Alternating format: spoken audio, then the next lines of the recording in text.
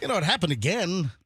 It's happened multiple times this week. Today is Thursday, and I saw it this morning. I saw it again yesterday. I saw it, I think, on Monday and Tuesday, and I'm just trying to figure out what the heck is going on, unless someone said there was some training center potentially in St. Pete that other agencies use. I'd welcome everybody. I am MJ. This is the MJ Morning Show. I'm looking at Fester. I'm looking at Roxanne. Andrew, our producer's in the booth. And you know what I've mentioned numerous times this week, right? Oh, yeah, your law enforcement deal. Yeah. So, again, this morning, way out of town law enforcement in a huge convoy on the Howard Franklin Bridge as I'm heading here to St. Petersburg from South Tampa. I'm on I-275 southbound, and I'm trying to remember all the agencies. I saw like 10 or 12 Ocala Police Department cars in a row. In the left lane, I saw Dade City, which is, much closer to us, in Pasco, but 10 or 12 Dade City vehicles. And some of these agencies, they run with their static lights on. They'll have the red and blue lights in a fixed position, not flashing, but just kind of like, markers, marked. And that was the case this morning. All right, so I saw Dade City. I've seen Ocala. Yesterday, I saw I didn't even mention it yesterday. Yesterday, Tallahassee. Wow. All the way but 4 hours away. But it's all at the same time. It's weird. They must be heading to some event or training thing, during the course of the week. But I wonder what it is this particular week in mid-November. And then this morning was Jupiter. This morning it was Jupiter Police Department, and like 10 or 12 Jupiter police vehicles headed southbound. And, of course, Jupiter is in Palm Beach County. I feel like Jupiter police wouldn't be coming that direction. Yeah, it doesn't make sense because aren't they south? Well, why wouldn't they be coming that direction?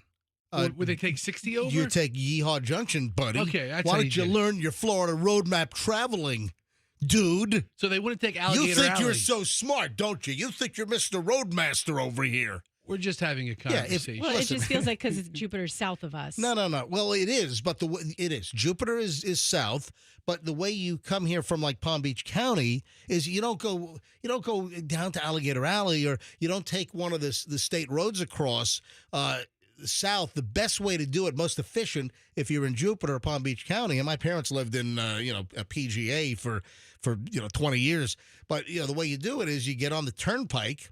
And you go north on the turnpike, you get off at Yeehaw Junction, then you take State Road 60 across, through Lake Wales, et cetera, through Brandon, and then they must have hit, what would they have done? Maybe to probably I-4, to 275 South, and that's where I saw them. So Jupiter Police this morning. What the hell is going on? Anybody know? Something must be happening. Well, they must be doing some training. Didn't someone mention that in St. Pete there's some police training, and do other agencies come over to?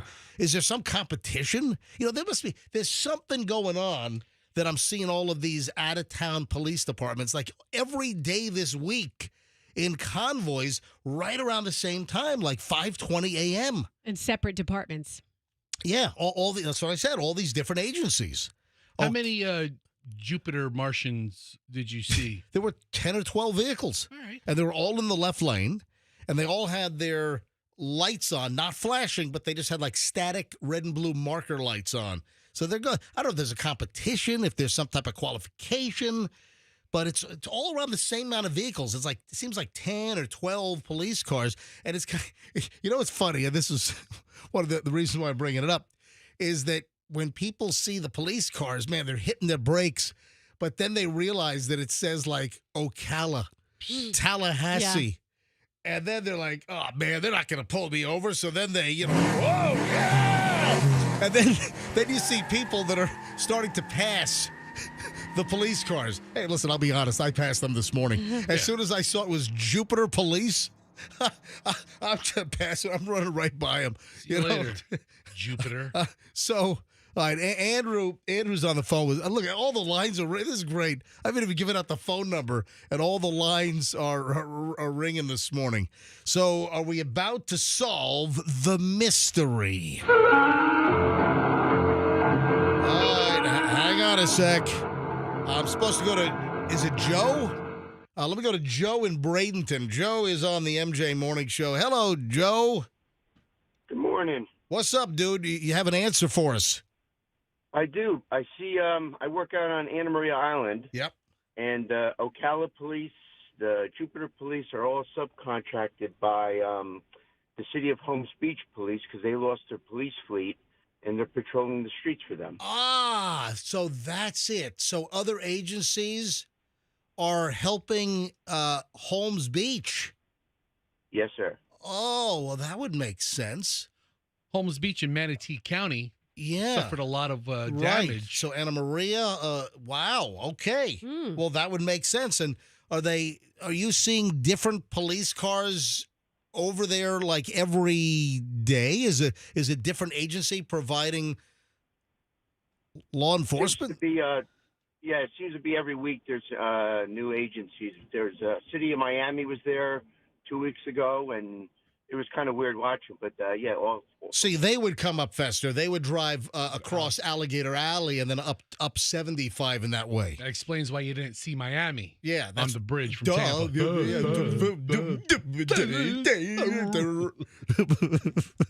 Hey, thanks for the call, Joe. I mean, that seems like a logical explanation. Yeah. I appreciate you calling in. That makes sense. You got it. Have a good day. You too. I have to admit, I was hoping it was something more exciting than that.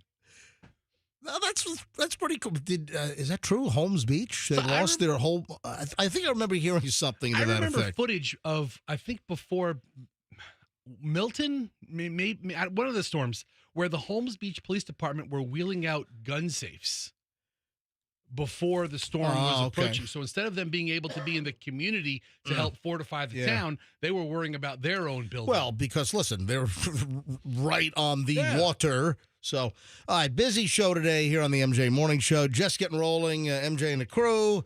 I have a celebrity spotted in the wild without makeup, and you would never in a million years recognize this celebrity without makeup. Is it someone we talked about yesterday? Listen, I'm not mentioning anything just yet. I want to get this posted on our website. We'll do this later on, but heads up on that. Oh, Fester, that video you sent me that I posted on my Instagram? Yes. It's a rocketing to big-time viewership. Like 5,000? No, it's over 10,000 now. You're certified MJ Radio Instagram famous, Fester. All right, so if you have not heard regarding Fester and the Red Box situation, if you don't know about this, I'll fill in the early crowd next. And if you want to get a jump on it, you can see the video on it's the last thing. I think it's the last thing posted. I don't think I posted anything since. You posted a face zit yesterday. Oh, that's right. Brought me to second place. That's right. So it's the second item. If you go to my Instagram, Certified MJ Radio, you'll see Fester's face, and that's the video with the red box in front of a 7-Eleven and the incident, the situation with the now defunct red box. Also, full update on this, potentially tropical storm Sarah coming up. And Dennis might join us later, but it looks like it's going to do what Dennis said yesterday as a possibility that this Sarah, blah, blah, blah. So it looks like it's going to go through a larger chunk of land on the Yucatan, and that'll give it more time to interact with land and potentially bust up, but then curve into the Gulf. And it just might not be anything major when it heads toward the Florida West Coast on Wednesday of next week. All right, hold on. Just getting rolling. Clearly, we're rolling. We are jamulated. MJ Morning Show back in minutes. Q105. 105.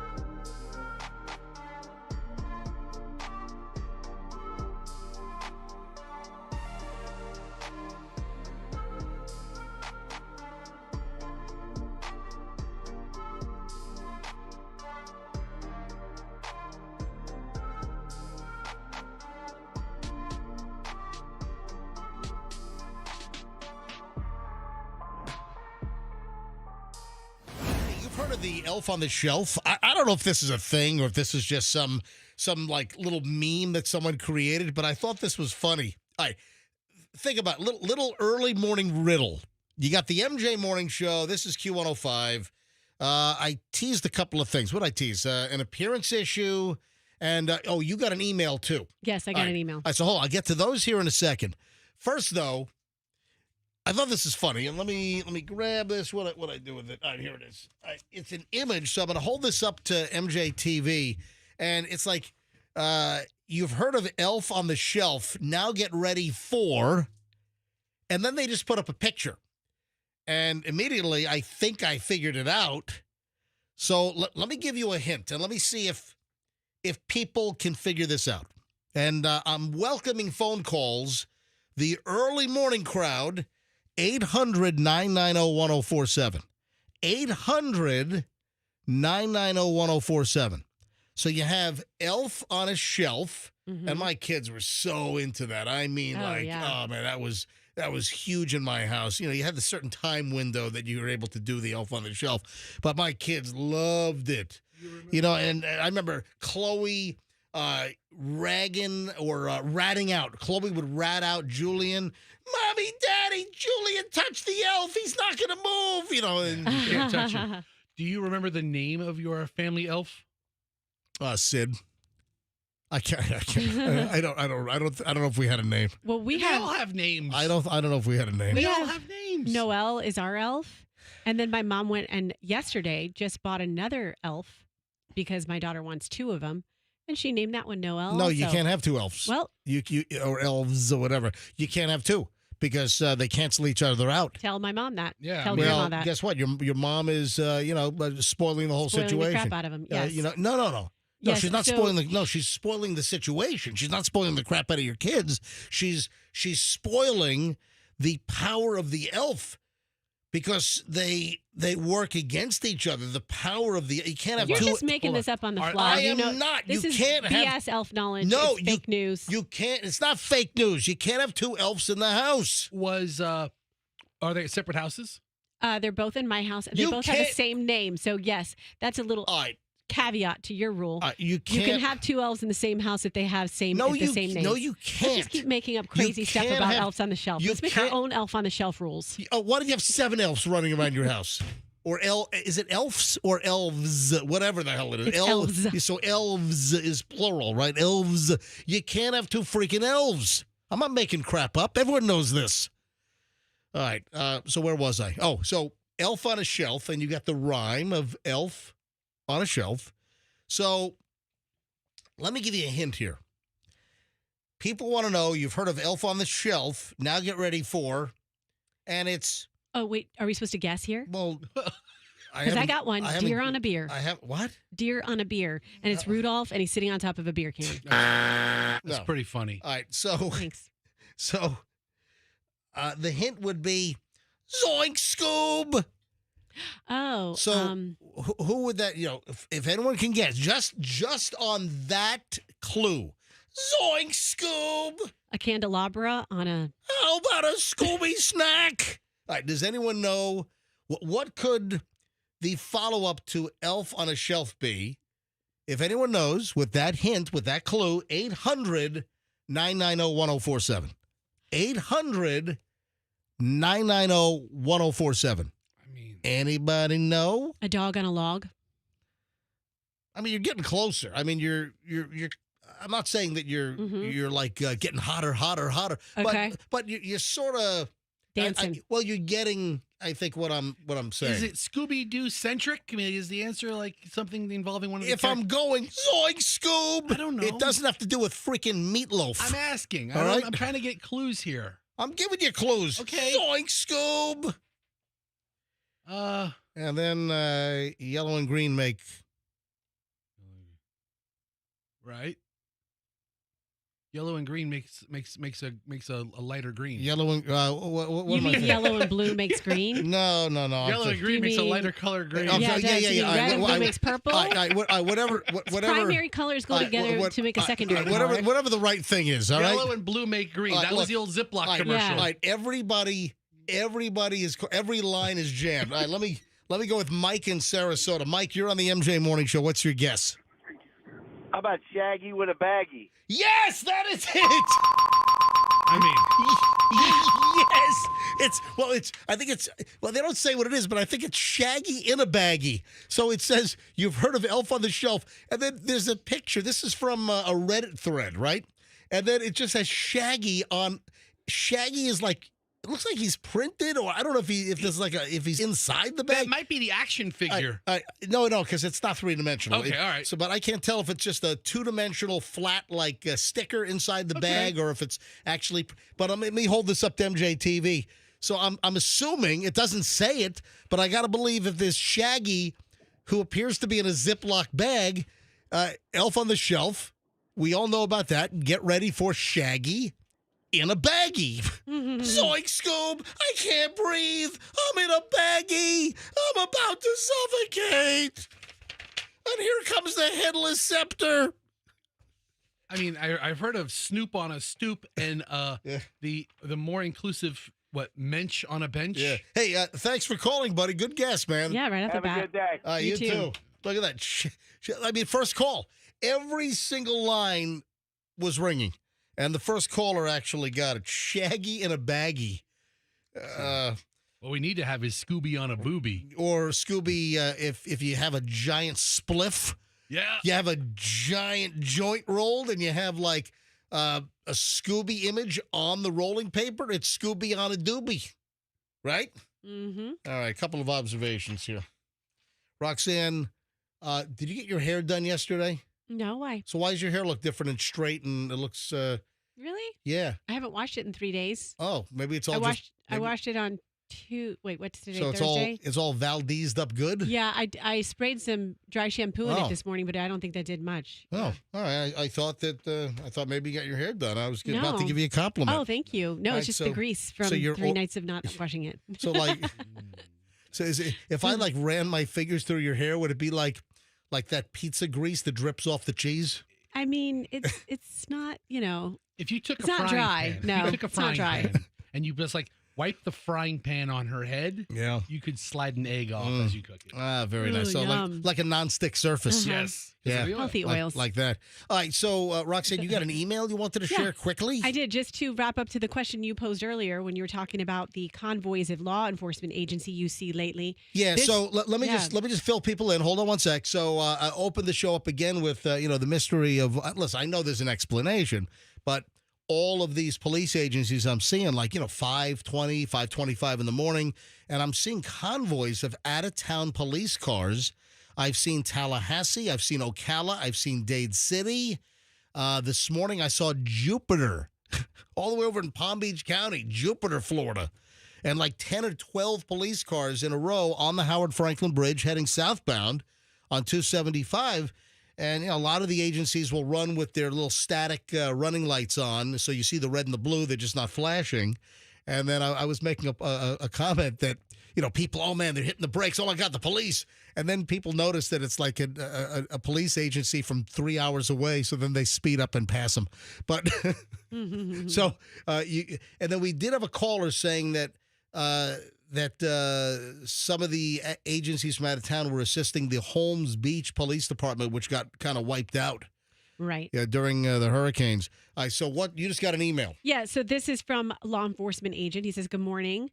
I'm an officer here in the Tampa Bay area. MJ's question about all those cars he sees with the lights on are outside agencies assisting with police duties in various cities that were affected by the hurricanes. So he says various cities. So is it, maybe it's not just Holmes Beach? Right. I mean, that might be one of them, but all of those beach towns probably suffered some degree of damage. Well, Siesta Key, and there were a lot of areas. It's not just Holmes Beach. So he says when they move from one place to another, whether it's from their department to their work location or their work location to wherever they're staying in town, they'll move in a convoy with usually just their static marker lights on.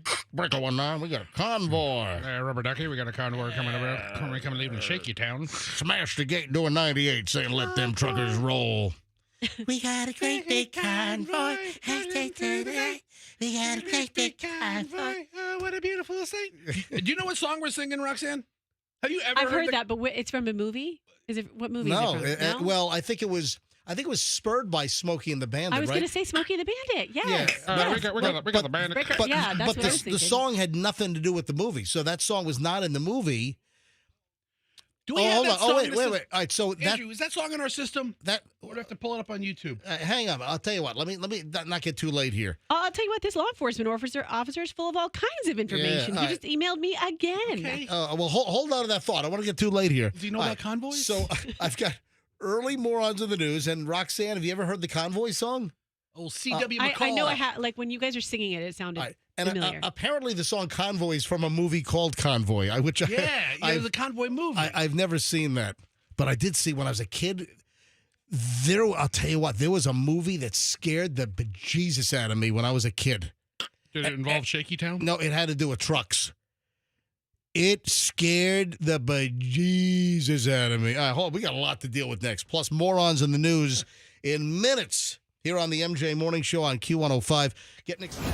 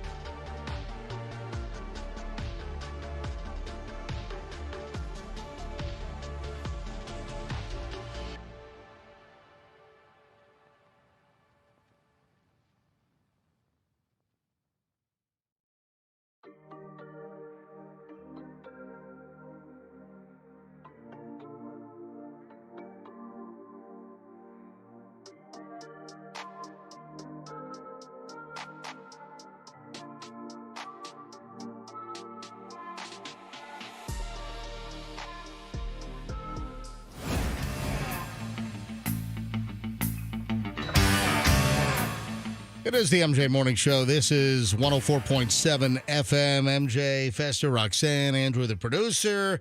So, Convoy, you never heard the song, Roxanne, the Convoy song? No, I said it did sound familiar. I have heard it. I just can't place what it goes with. I thought it went with Smokey and the Bandit. No. Well, listen, back in like the mid-'70s, I was a kid. I was like, I don't know, 10 years old or something. And you had the whole huge, the CB craze. I remember my dad. We had a Pontiac Safari wagon. My dad and his Clark Griswold, Wagon Queen family truckster-like station wagons. My dad always had a station wagon. My God. We had Pontiac Safari wagons with like that fake plastic contact paper wood paneling on the side. That was classy stuff. Oh, my God. Mm-hmm. Remember, we had a green one. We had like it wasn't lime green. It wasn't as lime greeny as Clark Griswold's. It was more of like an emerald green. And then we had the whole middle, like the belt line of the car, was all that fake brown contact paper that looked like it was wood grained. Oh, it was awful. So my dad, this is like mid-70s, 75, 76.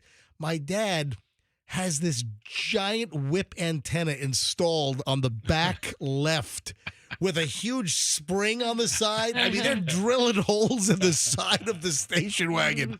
And it was this huge whip antenna that went like 14 feet in the air, then had a CB installed, breaker 19, breaker 1.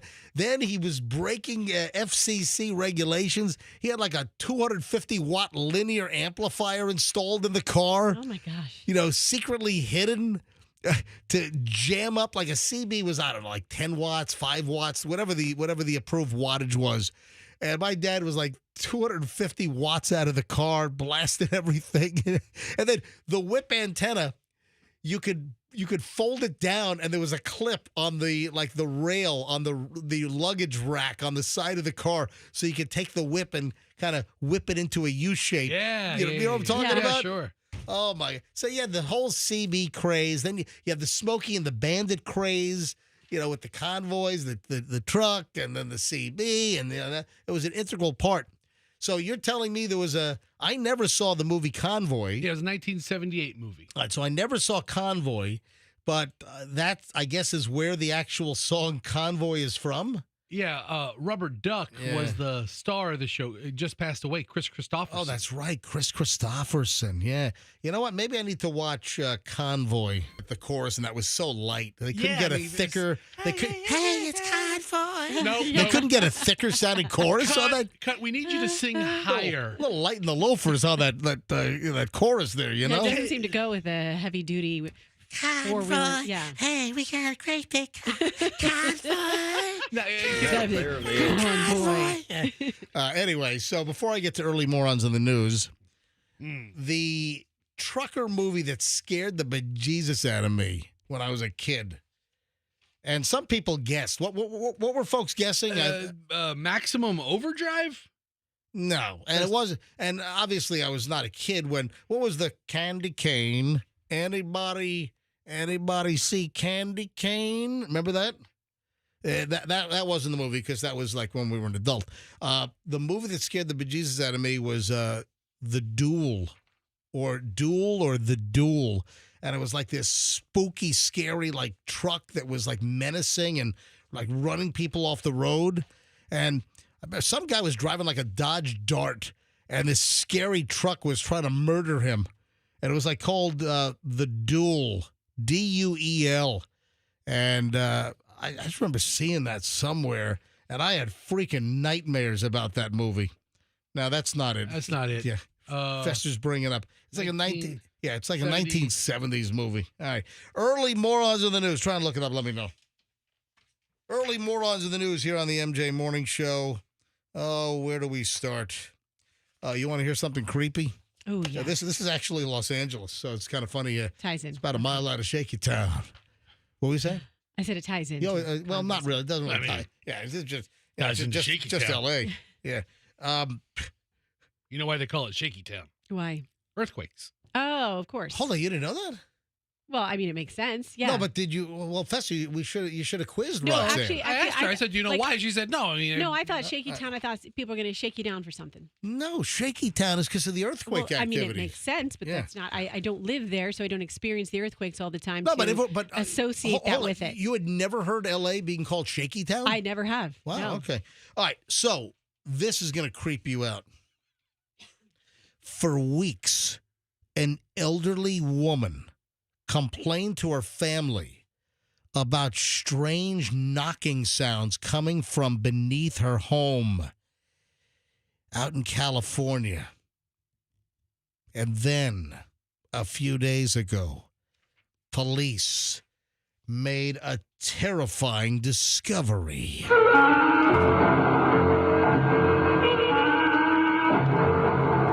The noises were not an animal like a raccoon or an opossum. No. Cops found a naked man living under her house. Oh. I I mean, a man alone under the house would be terrifying, but a nudie patootie right under the front door? Why was wear he? clothes? He was underneath the house, living in a crawl space. Oh, that's another creepy movie, Crawl Space. You ever see that? I don't steer toward creepy movies. Yeah. So this guy was living naked underneath this woman's house. The noises were usually late at night. That's when they're worst, man. So they originally thought it was just animals. That some of these nocturnal animals were springing to life, and they were underneath the house, clawing their way out, clawing their way in, whatever, getting ready to do their overnight activity. No, but a couple of days ago, these sounds were much louder than usual. And the family of the 93-year-old woman called the police. The Los Angeles Police Department, the LAPD, responded to the call. 3600 block, Locke Avenue. 1 Adam 12, 1 Adam 12. See the man. 3600 block of Locke Avenue. Strange noises coming from underneath the house. 1 Adam 12. Respond code 2. Anyway. So they discovered a guy living under the house. The man refused to emerge from underneath the house, so they called the SWAT team. The SWAT team is called in to assist with the arrest. There was an hours-long standoff before the man was taken into custody on suspicion of trespassing. He refused to leave, according to LAPD spokesperson. He wasn't scared of the police dogs, and the first two attempts to tear gas him did not fish him out either. Police identified the suspect as 27-year-old Isaac Betancourt, and he was without clothes when he emerged finally from underneath the house. I mean, you gotta figure it's warm under there. Yeah. I mean, strip off some clothes, get a little more comfortable. Yeah, but then you have all the dirt up your butt. Yeah. You're already living underneath a stoop. He was arrested by the LAPD, booked on misdemeanor charges. I mean, how creepy is that? Yes, someone living. You have noises underneath your house. Oh, that's just the old a big animal, or the old creaky pipes or something. What's the jolly? I mean, I'm trying to figure that part. To live like a urban hermit. I mean, I don't know, like an earthworm. Yeah, like a was it a what are the creatures that lived underground? The warlocks? Was that it? I don't know. I haven't seen that movie Hedgehogs? either. Yeah. No, not hedgehogs. Yes, he tried to live like a hedgehog. You really like the Sonic movies. Man, so hiding in plain sight. If you hear a strange noise, is somebody living under your house? Ugh. In Florida, maybe some of the old Hyde Park houses, don't they have sometimes houses that were built like before the 50s might be built up with a little crawl space underneath on cinder blocks. All the anyway. bungalows I see in like Seminole Heights, I'm like, yeah, I can live under there. All right, 6:52 at the MJ Morning Show. 7 o'clock hour starts next. And it is a very, very busy Thursday morning here on the MJ Morning Show. We have a celebrity spotted in the wild without makeup, and you would never recognize who the hell it is. It's, wow. We'll get to that coming up in just a bit. Also, I've got a Halloween candy question. You know what? Well, when we get back, we're kind of still grazing on the Halloween candy that's left over, and I hate that. It's like, you got to just throw it away, or else you're going to graze on it. So I was grazing on, I had a piece of Laffy Taffy. All right, so that's not terrible. One piece of Laffy Taffy. And first of all, there was a joke that's very relevant to what's going on right now with my Laffy Taffy joke on the label. But I had a question about certain Halloween candies that we never see. And I thought maybe we'd maybe play a little game and see if we can one-up each other on this. All right, hold on. We'll get to all that next here on the MJ Morning Show on Q105. Let me tell you about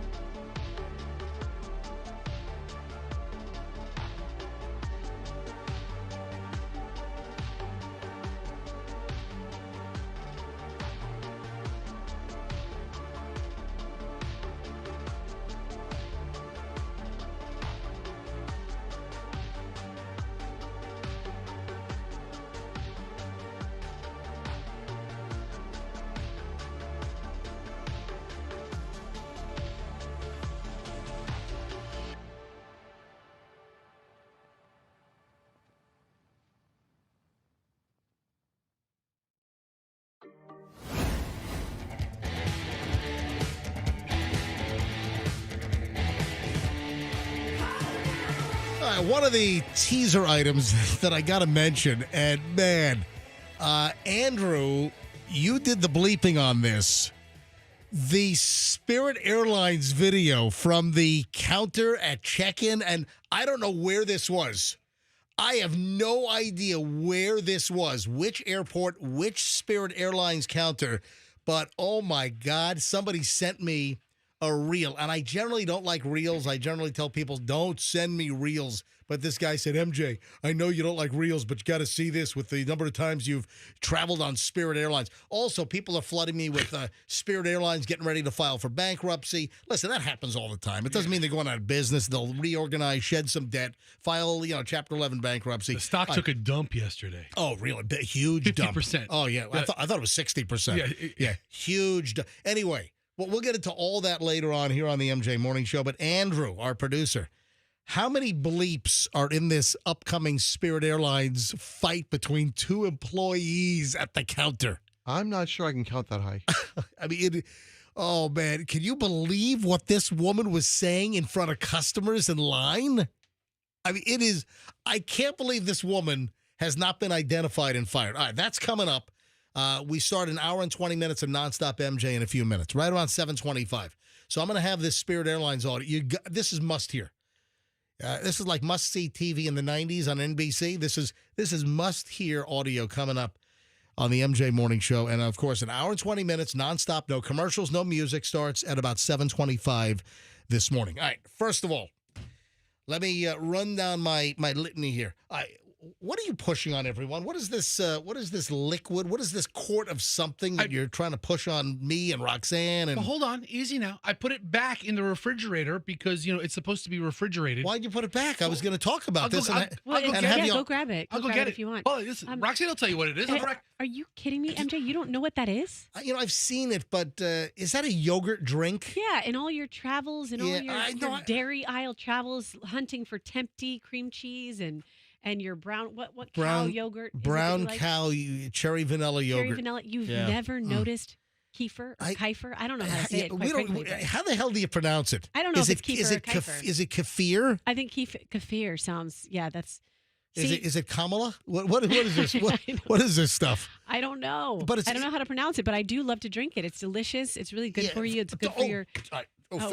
Good throw, Fester. That could have been kefir all over If you're watching MJ TV, I'm holding this up right now.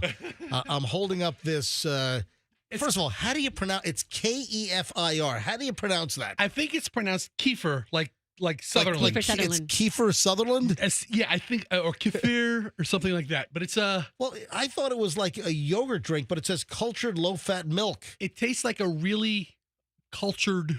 I mean, it's exactly what it is. It's milky, so it's like drinkable, but it tastes like you're drinking yogurt. It's fermented milk, and it helps manage your blood sugar, lower cholesterol, boost digestive health. What are you reading from? Medical News Today. Oh, thank you. Medical News Today. Straight out of Medical News Today. Not Medical News tomorrow. Or yesterday's or medical news yesterday. So it's Medical News Today. I normally am not a purchaser of kefir. Yeah, why are you coming in and you're pushing this? Fester walks in with a strawberry pinkish 32-ounce bottle of kefir. First of all, find the YouTube video on how the hell you pronounce this crap. So one time I saw a YouTube video of. Why are you bringing this in? I saw a YouTube video of people making their own kefir. So you can make cultured kefir at home. Who was the former defensive coach or offensive coach of the Monty? Monty Kiffin. Yeah. What was he? Defensive or offensive? Defensive. Was he defensive? Yeah, defensive mastermind. Tampa 2. Come on. Monty Kiffin. Monty. This is his Monty Kefir. That was his secret to a strong defense, making him drink cultured milk. So why are you bringing this in? Well, because I've heard of it before. And you just bring it in? Well, no. Then I go to, Publix. Right. And is it a BOGO? Yeah, and I can't walk by a BOGO. Oh, it was a BOGO. You just I can't walk by it. You saw the BOGO sign on the Publix shelf and you just bought kefir? And I was like, I've seen it 100 times at Publix, but it's always been like regular price. It's like $5.50 or so. I'm like, I'm not spending $5.50 on that. And then I was like, BOGO this week, and I'm like, oh. Can you find a YouTube video so we know how to pronounce Kefir? Well, it's a Turkish word, and it comes, kefir comes from the Turkish word keyif, which refers to the good feeling. That's what keyif means. No, good feeling I think it's just I think it's just the name of the family that owns the company. No, it's a Turkish word. That's the name of the product. Yeah. Hold on. Here's a video on how to make kefir. Oh, geez. All right, hang on. All right. Hi, everyone, and welcome back to Dimitra's Dishes. So today I'm going to teach you how to prepare kefir. And what you're going to Sutherland. Just like Sutherland. It is kefir. Okay, I've been saying it that way. But if you have the cultures, and I've seen a video. Damn it, Chloe! Get the computers going, Chloe! Damn it, Chloe! Okay, Jack. I'm doing a scene from 24, by the way. Yeah. Hey, Andrew, where's my 24 noise? Give me my 24 sound effect. The clock ticking. Mr. President, I've been up for 23 hours. Right, You're about to get shot. Fester, you just distracted the whole damn show. I'm sorry. I didn't mean to bring it for show content, but it was buy one, get one free. And I was thinking, you know what? That might be something good to have in the morning at the morning show. Oh, look. 12 live and active probiotic cultures. Yeah. Would you like to hear the kefir story? Not really. Yeah, same here. But it's a very tart, yogurty kind of milk, right, Rox? Right, and it can come from cows, sheep's, or goat's milk. You can make it out of any kind of milk, but Yeah. I've seen a video on how to make it before, and I don't care that what? much about anything. I want it from a chinchilla. I want pregnant chinchilla milk. You know what? That's a lot of milking. You really have to hold those sons of bitches still. 7:08 at the MJ Morning Show here on Q105. Hey, so I'm grazing on some of the Halloween leftover candy, which I hated. I told Michelle, just throw it away so it's not in the house. It's not tempting. Anyway, we didn't have that much left over because, first of all, I think I know Michelle bought way too much candy. I mean, every year we have candy left over, and I think, and I always make us think about it. I'm like, you're buying too much candy. Stop buying. And here we are. What is this? This is November 14th, and we still have candy left over. And I've always said to Michelle, you're buying too much candy. And then she brings in a bucket of leftovers from Halloween, which, had a decent amount, but it was nowhere near what we've had left over in the past. And I'm pretty sure that toward the end, she was giving kids like armfuls of candy to get rid of it so she could bring the bucket back in the house that didn't have that much in it and say, see, I told you we didn't have too much candy. So I think I'm onto her little racket. Anyway, so I was picking through the candy. Two things here.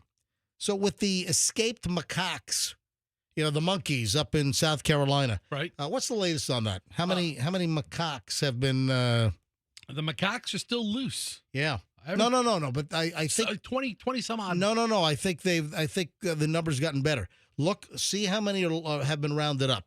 So anyway, I grab a Laffy Taffy, which I don't think that's too caloric. I mean, nice. It'll pull a couple of fillings out of your face. It's all sugar. Yeah, but listen, I think it's somewhat reasonable. I do like Laffy Taffy, and Laffy Taffy, they're famous for the little jokes on the label. So I'm holding this up to MJTV right now. This was on a strawberry Laffy Taffy. Oh man, look at this.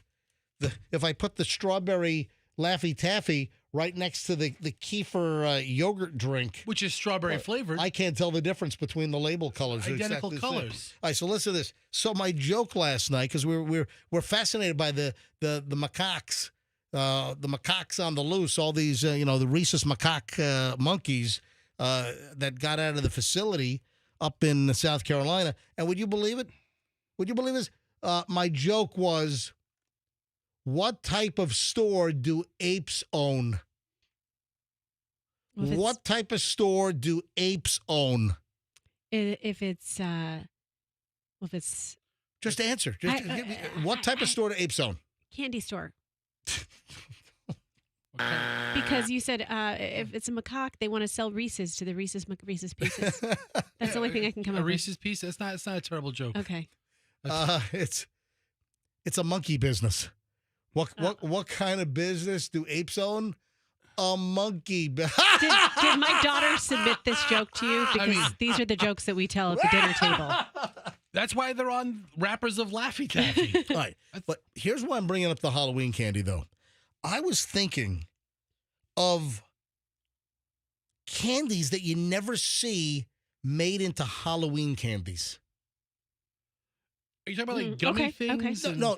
I'm talking about like candy brands that you never see turned into Halloween candy. And there was one that jumped out at me. Mentos. Mm-hmm. Why are there no Mentos Halloween? Why is Mentos not in the Halloween business? Great question. And I know that like Ricola cough drops, but come on, they're candy.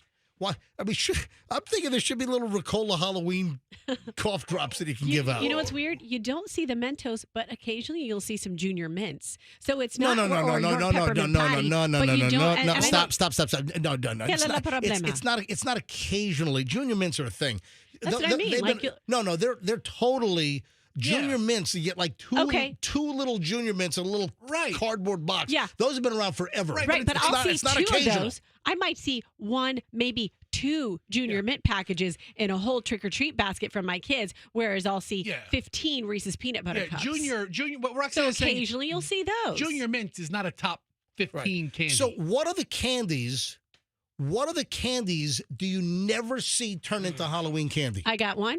I don't think So, Mentos is candy. Mentos is in the lifesaver category. I don't, but No, life, but they're chewy. Lifesavers. I've seen Lifesavers. Fruit lifesavers, yes, but the mint, the evergreen one. Well, But that's why mint- we're going. We say the mint. Well, how is a mint peppermint patty Hold on, or junior guys. mint allowed in the trick or treat Guys, basket? guys. So it's not a mint thing. No, it's not but- excluded for but mint also, reasons. Mentos come in fruit flavors They do. too. That is They're correct. not just mints. So, what you're talking about is covered in chocolate, Roxanne. It changes the category completely. What are That's the? true. I'm trying to think. What are the candies like Mentos? What are the candies are give you one. never Halloween candies? If you would like to add to this, folks, because this is driving me nuts. Mm-hmm. This really has consumed hours of my day yesterday. And why? How did they miss the boat on the trick or treat deal? What candies are never made into like Halloween size candies to pass out for trick or treat or smell my feeders? All right, 800-990-1047.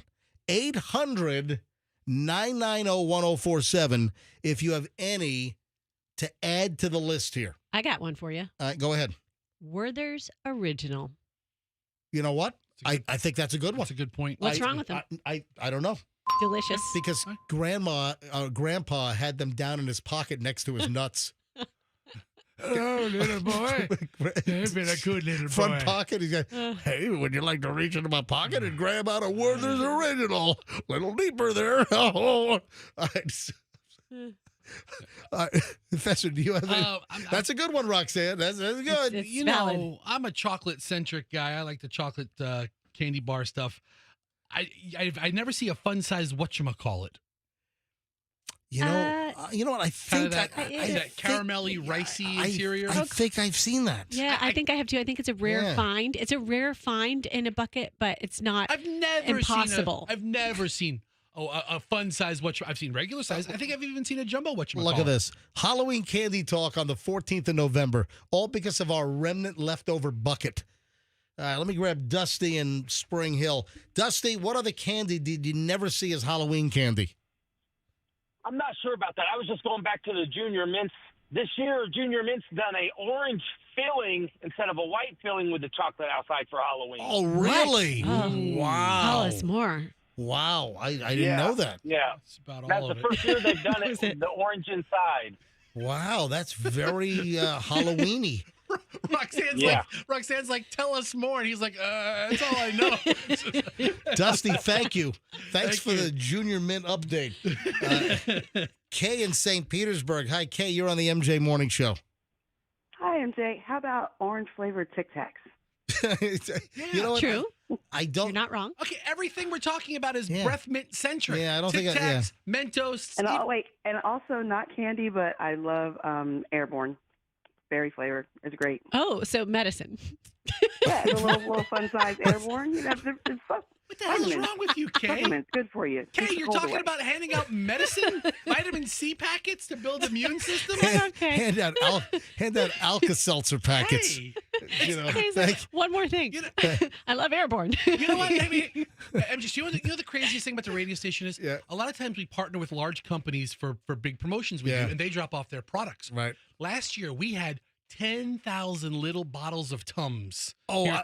did we have Zantac one year as well? Like Zantac antacid tablets? I just like went- like 6 pallets I was just that in we the- were like supposed to give away at the home show. So I was just in the sales department yesterday, and there was 20 cases of Theraflu. Oh, really? Yeah. Really? Well, And then, well, like, tis the season. It's Half a pallet of Robitussin because we partner with these companies. How about you give that out? Yeah, or how about, hey, just by the way, guess what I like? Cherry flavored fluoride at the dentist. yes, Andrew. If you don't stop me, I'll down an entire container of the orange Airborne in one sitting. Really? Yeah. All right. Weirdo. All right, Dora. Let me take a few more, and I got to move on here. Dora's in Largo. Hi, Dora. MJ Morning Show. Hello. Hi, snow caps are never Halloween candy. She's right. Your movie theater. Yes, You're right. Snow caps. That is it. See, that's why I'm taking calls here. Yeah, snow Yep, caps. that's my favorite. Yep. Thank you, Dora. Appreciate it. I do like snow caps with those little Dots, those little warts. white almost like little whiteheads all over chocolate. Yeah, Yeah. All right. bumpies. All right. Christopher in Largo. Hi, Christopher. The lifesaver, the buttery lifesavers. The butterscotch lifesavers? Yes. He's right. Yeah. Yeah. You're right. I've never seen them as I could remember like a mini lifesaver roll years ago. I haven't seen them lately. You're where right. it's like 4. Yeah, but also I think I've seen like the lifesaver gummies as Halloween treats. All right, hey, good call, buddy. Thank you. All right, one more. All right, let me grab one more call. Kylie in Tampa. Kylie, MJ Morning Show. What candy do you never see as Halloween candy? Jawbreakers and zero bars. Zero bars. I used to see those when I was younger, but I don't see them anymore. Wow. Thank you very much. You know what? That just jarred my memory. I don't think I see like Almond Joy and Mounds. No, absolutely. There's Almond Joy because that's my mom's favorite, so we always save them for her. We get a couple of those. Oh, because I remember those were more prevalent years ago. Yeah. I don't think I see them as much. Anyway, can I make a confession? Yeah, well after Halloween, it dawned on me yesterday as I was picking through the remnants of the Halloween candy that still is in the house, the stuff we didn't give out. I was like, you know what? There's some candies you never see as Halloween candy. I have never had a zero bar. I don't think I've ever had one either. Yeah, I don't think I've ever had one. I'm looking online. It started in the 1920s. It's been around my entire life, my father's entire life, and I've never had a zero bar. All right, 7:19 at the MJ Morning Show. When we get back, there is a celebrity spotted without makeup, and you would have no idea that it was her. We have the audio-visual proof. Well, it's visual proof, which we'll let you see, and we'll explain. We'll do the big reveal coming up. We do an hour and 20 minutes of nonstop MJ next. And I'm going to tell you right, we got a paper towel controversy. We have a plastic surgery controversy I've got to talk about at 7:45. And then what did people say about the little blemish on your face? The new blemish that's arrived on my face over the last year. And is it a blemish or like a baby mole? No, it's it's a sebaceous little cyst, but it's benign and it's on my cheek. It's bothering me, and I'm like, should I take it off? Should I have it? Anyway, the people have voted. So if you haven't seen it, it's on my Instagram at Certified MJ Radio. All right, hang on, folks. We do an hour and 20 minutes of nonstop MJ next.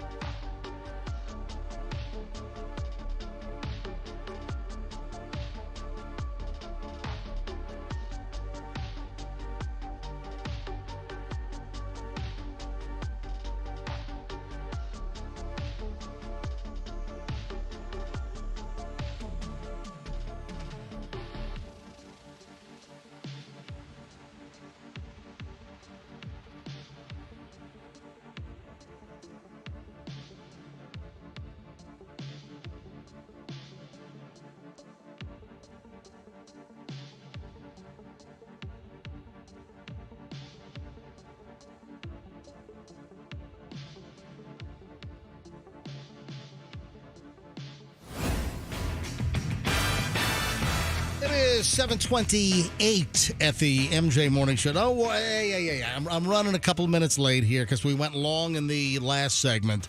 But don't worry, you still get over an hour and 20 minutes of nonstop MJ. We got to get Fester's daughter, Hadley, on the phone here quickly. How much time is she in the car? Do we know? Another 10 minutes, All probably. right. Let me dial up. Hold on. We got an issue. Do you want to set this up? Sure. Please. All right.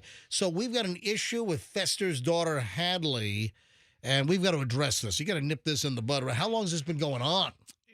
Probably since the beginning of the school year. Yeah. All right. Tell everyone what's happening. All here. right. So yesterday afternoon. And Hadley's 13, right? 1, 2, 3, 4. Yeah, 13. 7th grade? I think. She's one of those middle school year. 6, 7, 8. I'm not sure.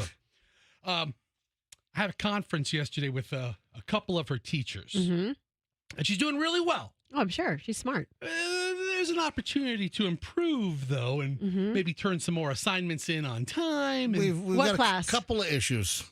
So her first period class is ELA, English Language Arts, Okay. for the first period. Right? They go to homeroom, they're there for 5 minutes, and they break into their first period. Hillsborough County Public Schools. And apparently there's computers in there, and they have headphones where they can listen to readings and then answer comprehension questions. And this gives them some degree of access to the internet. Yeah, they have a little autonomy. Not the complete internet. I mean, I'm sure there's filters and everything. But my daughter instantly, instead of listening to her readings or follow along readings or comprehension questions, she's listening to something else. She tunes into the MJ Morning Show. Geez, how do we bust through the filter? Yeah, I don't even know. I mean, They don't have a very strong filter. It's a pretty tight filter. We're not filtered because this is a family-friendly show. Yes, right. That's exactly right. It is. And that's what I tell everybody. Yes. But she's there listening, and the teacher will look over her shoulder, and she should be like on chapter. Listen, 4 when we're talking about the monkeys up in South Carolina getting out of the research facility, and we're talking about the rhesus macaques, we're not macaque blocked around here, you know? No kidding. So yeah, exactly. And my daughter amazingly knows more about macaques than any other kid I've ever met in my whole life. Yeah, Well, she knows about axolotls, too. If you don't know about it, 43 macaque monkeys escaped from a research facility, and they've got most of them collected now, I believe. Still like 20-something on the loose. All right, go ahead. So anyway, we're having this nice conference, and the teacher's giving constructive criticism that, hey, we could turn more assignments in on time, and, we need to fill things out a little more, and she knows all the answers, but it's just a matter of turning in assignments to get that grade up a little bit. And then she goes, we do have one other issue, which is unique to the first class of the day. And I'm like, okay, what's that? I'm thinking the kid's sleeping in class or something. First period, she's still tired maybe. Yeah. And that wouldn't surprise me. I mean, I fall asleep here during the morning show during commercial breaks. Yeah, we know. And then the teacher says, sometimes you doze off in the middle of a segment. I look up at you and you're like, if it's not a Fester-centric segment, I might doze off. It's okay. And then the teacher says, every day she has she opens the tab and then she hides it on the top bar so the teacher can't see it when she's walking by. Oh, little sneaky. Yeah. All right, let me get little Hadley on the phone. All right. Hello? Hello, Mr. MJ. Hello? Hello, Madam Hadley. You're sounding more mature all the time. So, Hadley, you're 13 now. What grade are you in? I am in 7th grade. Right. I was in 7th grade when I was 13 as well. All right. So are you listening to the show? Yes, I am. Well, apparently you're listening to the show when you shouldn't be listening to the show as well. Guilty. Guilty.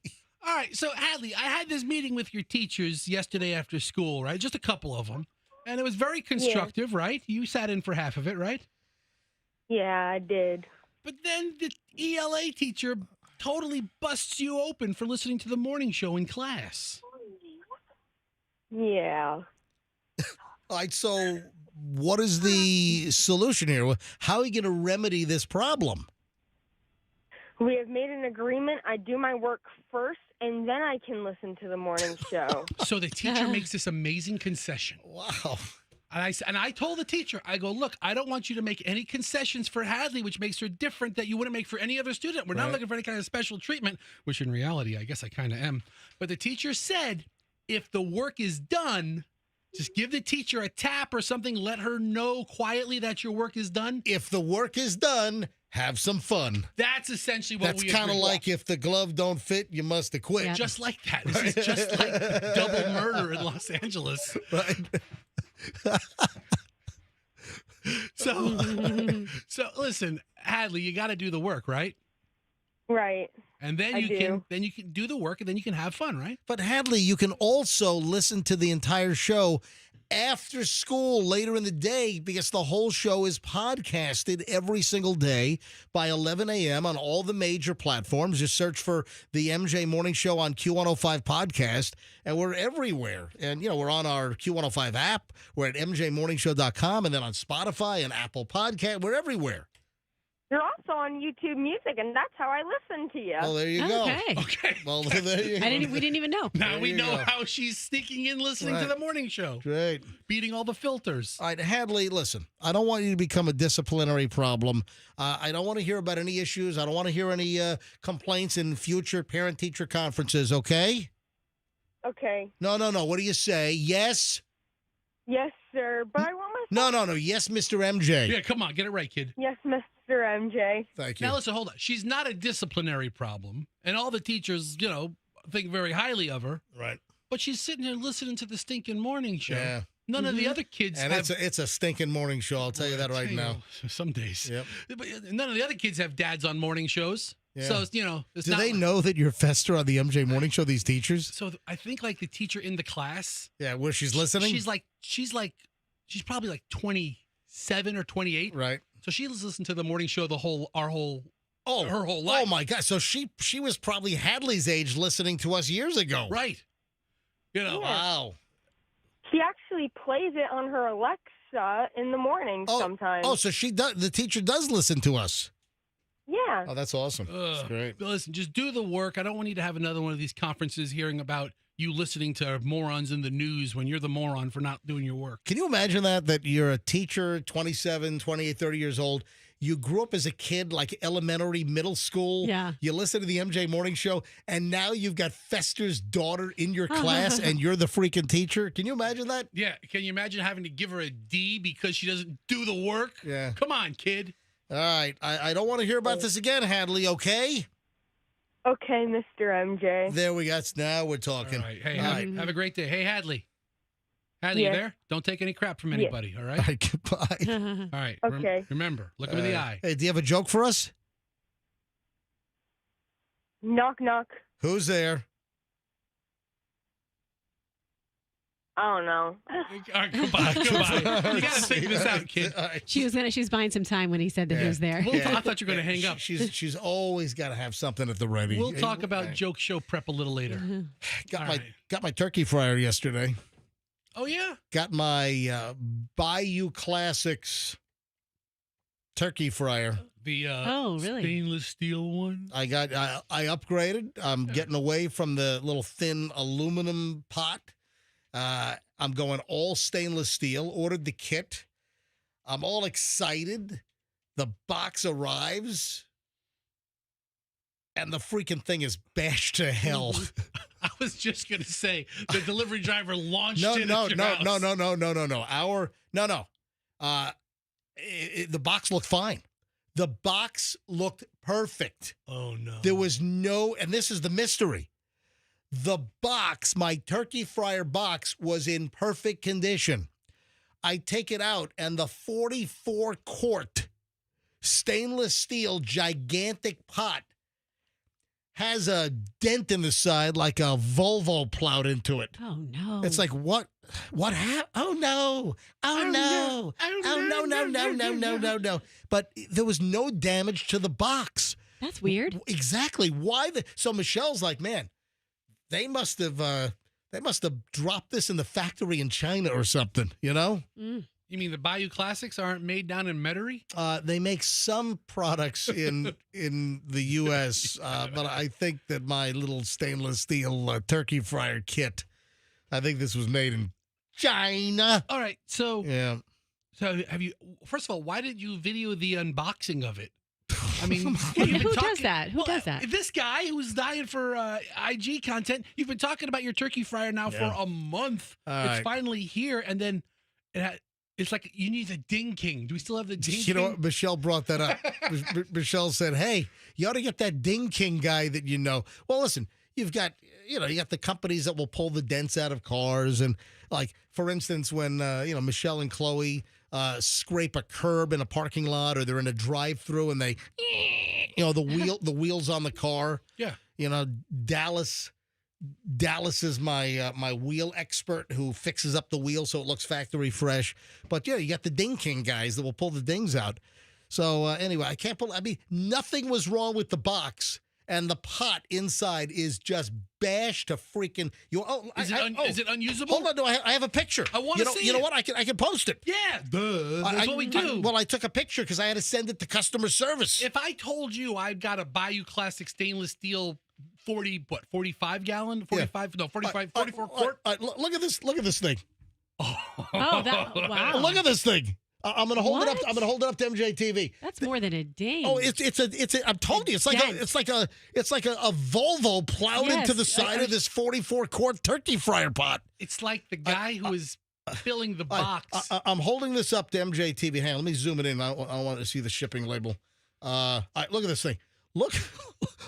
The guy. I mean, look, what does this look like? Hey, send this over to Gene Perez. Yeah, I'll drop. I've got to go pick up my car soon. Oh, is your car? No, it's not ready, but I mean, yeah. Seriously, bring the pot. Yeah, for real. So I'm going to bring it in. It's funny because I had Gene Perez in my head right now as you're talking about this. I'm like, well, he could fix that. So they're sending me a new one. They're like, they said, hey, text us a picture real quick. And then the guy then the guy at Bayou Classic says, oh my, that is a dent. I'm like, yes, it is. It is. I mean, so here's what you need to do. And they're not asking for the old one. They're sending me a new one, but Are they sending you a new pot or are they sending you the whole apparatus? I'm not getting a whole kit. I'm just getting a new pot. Oh, I was about to say. Yeah, but go ahead. I'm going to give you the pot, Roxanne, and bring it to Gene Perez Auto Body and have them knock the dent out for me. He'll knock it out. All right. Polish it up. Yeah, I'm holding the dent up to MJTV. I mean, look at this thing. I mean, that is a freaking dent. It's like someone took a sledgehammer.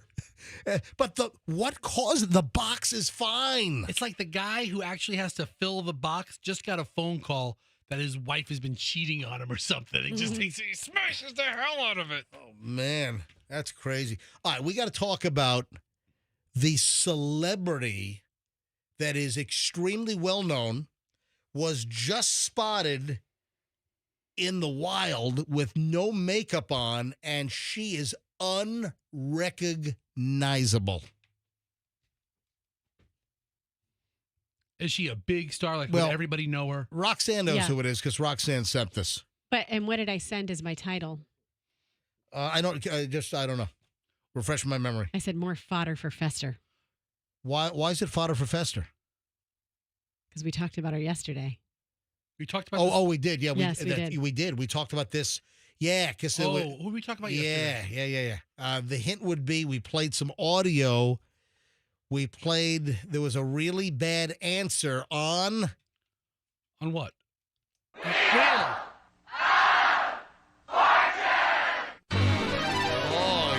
Look at Vanna White with no makeup making a Trader Joe's run in Santa Monica. Oh, boy, you would never even recognize her. Pat Sajak and Vanna White. I'm sorry, Ryan Dullcrest. I'm sorry. All right, so look at the picture of her in the parking lot of a supermarket. Would you even know that's Vanna White? You would have no idea whatsoever. Okay. You know what I would say to Vanna White? Yes, because she's a person. She's a human being. Of course she is. She's waking up. She's reading the Daily Mail and seeing this. Vanna White is unrecognizable.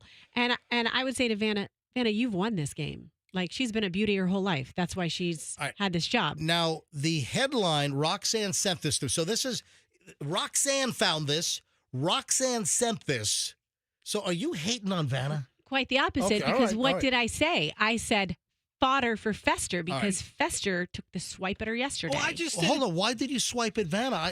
I think it's out of Vanna is America's, geriatric letter toucher. She's not even a turner anymore. Does she even touch the letters? She just walks by them. I think she has a laser eye that just. The letters behave for her. She's been doing it so long. The job is the laziest job ever. She just stands there, and you get a brand new host who's 45, 50? How old's Ryan Seacrest? And we still have his mother essentially in ball gowns every night turning letters. I looked at this photo, and what I observe is I still see it's Vanna White. It's bad lighting. She's got her hair pulled back. Hold on, it's bad lighting. It's harsh lighting on her face. Hold on, it's the middle of the day in the sun. What do you mean it's bad lighting? That's called harsh lighting. You ever take a picture at noon? This is, if you're in the photography world, you know the sexy sunlight is when the sun's rising and when the sun is setting. This is harsh noon light on her face, cutting into her wrinkles, cutting into making wonky angles. She's got no eye makeup on, no eyelashes. She has her hair pulled back in a ponytail. So if people are making fun of this, I would say, let's say men. Men, are you making fun of this? I'm not making fun of it. I'm not saying you are. I'm not saying you are. Here's what I'm doing. But if a man is, I would say to him. Why don't you call the Daily Mail? They're the one that's trying to. They are. Hold on. I would say, does your wife not ever have her hair pulled back and not have makeup on? Hold on. You have a wife. You know what happens. You're all wound up on this. I'm defending Vanna. All right. So Roxanne sends me. The geriatrics have a new flag bearer over here. Yeah, that's right. So Roxanne sends me this link. We're all going in one direction. Hell. Please, that's too soon. The guy jumped off the balcony. Please, don't say One Direction. Really? Come on. What's the matter with you? It just came out of my mouth, and I What's thought the matter with you? It's not our fault. So the headline from the Daily Mail is Wheel of Fortune star Vanna White, 67, looks unrecognizable as she goes makeup free in L.A. Okay. Let the poor girl get old. I mean, my God, it's just ridiculous. Kevin Costner, he's 69. Are we going to take a photo of him pumping gas and go, Listen, you know what? There absolutely is a double standard. There's a huge double standard. It's not right. It bothers me. I lose sleep at night. I'm sure you do. No, but listen. But seriously, there is an unfair double standard absolutely for women and men. No doubt about it. For earning capacity. So that's why I love Vanna. She's making some money still. Roxanne, listen, you done talking about? You done defending old ladies? You don't like the truth? No, listen. Roxanne, don't yell at us. Yeah, I'm just giving you some information. Oh, Jesus Christ. Continue. What was your point? I'm on your side here. I know you are. Right. What was your point? My point. I feel like you're shanking me with a garlic tipped ice pick. How is it that you guys can't handle truth when I speak it, but you can throw your truth darts all day? We're with you. We're with you. Well, you're all shaky, bakey, panicky. You're taking out your anger on the Daily Mail on us because we haven't said anything. Is there any anger, or is this standing up for a woman who's getting shamed because she ran an errand without makeup on? God forbid. Who are you mad at? I think I'm mad at society. Mad at the world. Boy, mad at the world. But listen, why doesn't the Daily Mail come out with Roxanne Wilder's unrecognizable as she's sitting there walking her dog? Roxanne is angry at puppies. Seriously. No, I'm not angry at puppies because you got to walk the dog to get caught in a photo like this. Okay, if anybody else can talk on this matter besides Roxanne, I would say if I could talk, which I don't think I can, this is ridiculous. She does not look unrecognizable. She looks like she's not, show ready, but she's a beautiful woman, and that's ridiculous. It's unfair of the Daily Mail to even say that. Roxanne, I got an email about you. Maybe this is not the right time to bring this up. Bring it. Yeah, let's bring it up. You know what? Hold on. Let me just. You want to segue? Let me give some brief. First of all, I don't know why you think I'm being weird about this. This is what if this was me, I would want someone in the room defending me because that's rude. I'm on your side here. It's not a side. It's facts. I agree with you. There's obviously two sides, and the Daily Mail's taking a different one. I agree with you, and it's kind of rude for them to say that this Vanna White is unrecognizable. Yeah, I mean, find something else. If you want to talk about unrecognizable, do you remember those photos of Bridget Fonda? Oh, yeah. Where she was a natural beauty in the 90s You and look early at her 2000s. in Pulp Fiction, right? Wasn't she in Pulp Fiction? Yeah, was she one of the girls in the houses? Yes. I don't think of Bridget Fonda. I don't think of Pulp Fiction. Okay, maybe. But listen, there was a video of her coming out of a house in the middle of nowhere, and she's 300 pounds, and that's unrecognizable. Vanna just doesn't have makeup on, and she's still one of the most beautiful women ever. And she has the laziest job in the world, and she should have retired when Pat retired. Just saying. She was in Pulp Fiction, right? She was in Bridget. I don't remember Bridget. I mean, Cameron Diaz. It wasn't Cameron Diaz either. Who was it? Who was the woman in Pulp Fiction? Well, Uma Thurman. Uma Thurman. That's it, Uma Thurman. Right? Yeah, dance like Uma Thurman. Yeah, Uma Thurman. Are we still talking about Bridget Fonda? Yeah, well, just that's a good point. That she was unrecognizable. Bridget Fonda, wasn't she one of the? I don't remember her in Pulp Fiction, but am I like? Hang on, I'm looking at the cast. I'm looking at the cast here. Am I off? Am I wrong? She was The in cast Jackie Brown. Yeah. Which was a Oh no! You're saying- yeah. Jackie Brown. I'm sorry. Yeah, I didn't remember her in that. I was trying to remember if she was like an obscure scene. I'm sorry. It was Jackie Brown, right? Wasn't she in Jackie Yeah, she Brown? was. Yes. That's I was conflating. I apologize. All right. So Roxanne, I got an email about you. Let's hear it. No, not yet. Not yet. I'm going to give it a little breathing space here. I got to talk about the plastic surgery deal. First of all, my own personal situation. My plastic surgery story is not about me. But yesterday around this time, I talked about this little growth over the last year that's like popping up on my cheek. And if you haven't seen it, the picture is on my Instagram. I took a close-up, and I circled it in red like you couldn't see this mark anyway. So I got this little raised thing, and the first thing is, oh my God, is that some kind of skin cancer or something? And it's not. It's benign, and it's something called a sebaceous cyst. It's like an oil gland that gets raised, and they sort of happen when you get older, as you age a little bit. And it's just started to bother me, and I just asked you, the audience, hey, because I saw the dermatologist on this, and I said, hey, what do you think? And he's like, hey, I can zap it right off, and you'll have a little scab for 10 days or so. So I just kind of asked you, the audience, should I have this thing zapped off? If you want to see it, go to my Instagram, Certified MJ Radio. Take a look at this thing, and I asked people yesterday to comment, and there are a lot of comments. There are a lot of comments here, but the overwhelming amount seem to say yes. Keep it and see how big it gets. That's from Peta. Yeah, absolutely. Or Petra. I am a fan of you keeping it because that would just exemplify the fact that you have a face for radio. Nobody sees your. Anyway, most people are saying yes. Take it off. Anyway, if you want to see this thing, it's just been bothering me. I'm just being honest here. So most people have commented, take it off. If you didn't see this yet, go to my Instagram, Certified MJ Radio, and take a look. And then just some other little dots on my forehead. I think I'm going to get them zapped off. I think the people have spoken. Hey, you do you, Vanna. All right, MJ. Yes. You have to talk to your daughter, Chloe.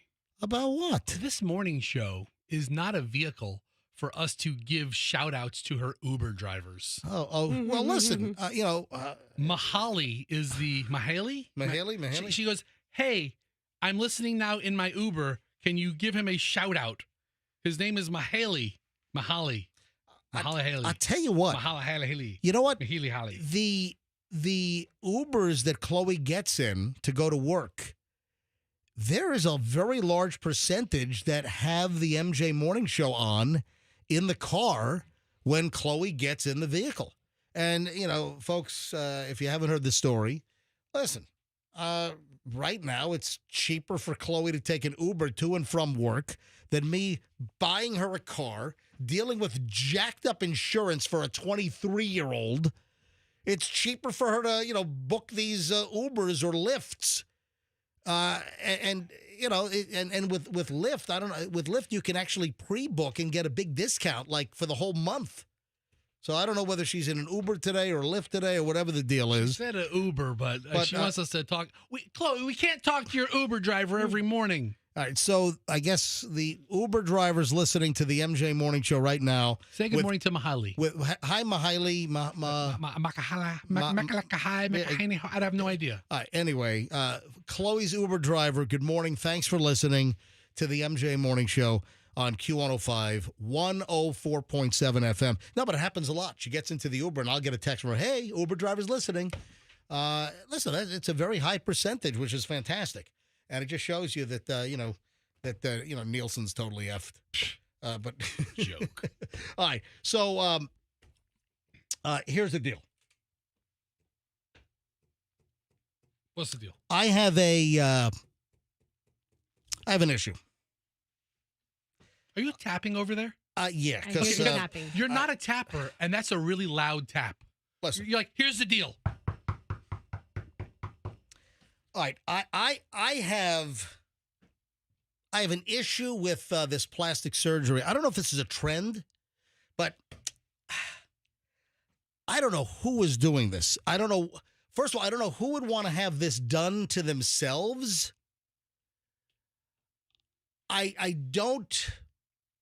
don't know which doctor would do this. Do you know the up-tilted noses? In So- in the Whoville, you know what? Yeah, Like the Dr. Seuss up-tilted noses. Yeah. And I'm like, I mean, who would do this? And I'm looking at, I mean, this should be against the law. You know what it is? It's the up-tilted noses, the Dr. Seuss noses, like in the Grinch, like the people who lived in the Grinch. Yeah. Or- I was trying to think of that. Like Whoville. Like in the movie or the book? I think I said Whoville. Yeah. But Yeah. it's like how the Grinch Stole Christmas. Stole Christmas, exactly. So I'm like, what the, really? And I'm looking at pictures here of a patient that's getting their normal-looking nose turned into a Dr. Seuss up-tilted Whoville Grinch who stole Christmas character nose. I gotta see a picture. It's right here. Does do you see the nostrils like looking him face on? I mean, they're like tilted up. All right, I'm going to hold this. I'm going to hold this on up to MJTV, and you can see. Look at that nose. I mean, look at this thing. I'm holding it right onto MJTV right now. Oh, I mean, really? oh, it does look normal. And what? Well, hold on, right here. Look at this. Well, get on the microphone. Show it to me again. Yeah, I'm showing it right here. Go look at that. Oh, weird. Well, it's just like the Yeah. freaking cartoon character. It's like it's a Dr. Seuss. Who would do that? Well, listen. Who would do that? Who? All right. The other thing. Listen. The other thing, which is of significance to recognize, is that people do all kinds of crazy things to their body. You look at some of those breast implants that are literally the size of overinflated basketballs. Yeah. I don't understand the plastic surgeons that would actually do that. I mean, there are some surgeons. Well, they that, obviously do it because there are a lot of those. But there are a lot of plastic Yeah. surgeons that refuse to do certain procedures that they think are just totally out of whack. But you have and listen, in this case, it's mostly women that have some type of dysmorphia, or they just go way too far with plastic surgery. I mean, it's taking the tip of the nose and pulling it up is what it is. But I mean, to a ridiculous point, though. It's like a totally up-tilted. I mean, it looks freakish. It's like, hey, I want to show you my nose hairs. But it's Right? that pointy little up-tilted nose. It's like Yeah. the Grinch who stole Christmas. The nose on the not the nose on the Grinch. It's the nose on the people. Anyway, moving along here on the. Should I get into your little What? email? I got an email. I don't know what it is, so you have to tell me. I have no idea what this is. I got an email about you. Oh, I can only imagine. I got an email about Roxanne, and they want to know, is Roxanne leaving the MJ Morning Show? How did her audition go on the Morning Blend on TV? Audition. Yeah, so this person, I don't know if they have inside knowledge, but this person seems to think, because you were on the Morning Yeah. Blend. Yeah.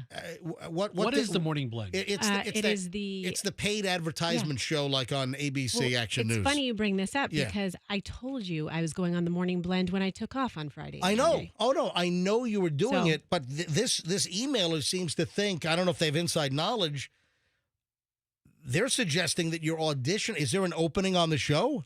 I don't know that there's an opening, but I do know I am their number one backup person, and I've been their on-air fill-in for years.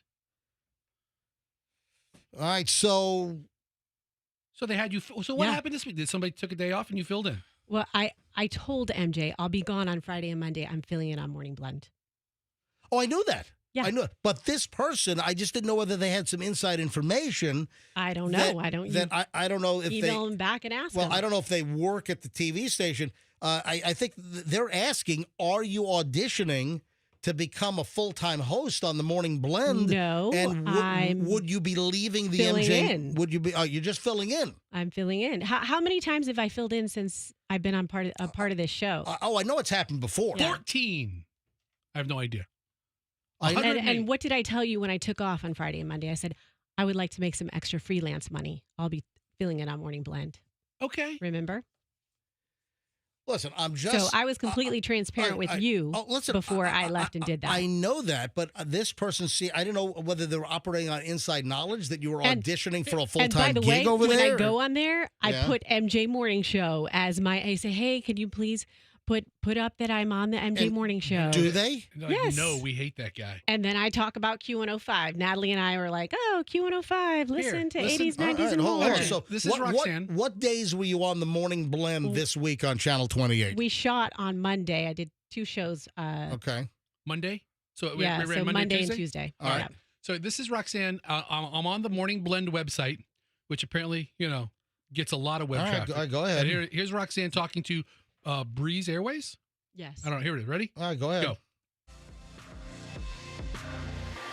Breeze Airways is celebrating kindness this month, something always worth celebrating. And here to tell us more about this campaign is Herb Lang. Great to see you. Thanks for coming in. Well, first of all, thank you so much for taking time out to allow us to come and talk about Breeze as well as Kindness Week. I think they're paying for the spot, right? Aren't these paid? Yeah, Breeze is paid. Yeah, I would assume Thanks for allowing us on. No, it's a barter show. Yeah, it's not barter. They're paying. Yeah, they're bartering for cash.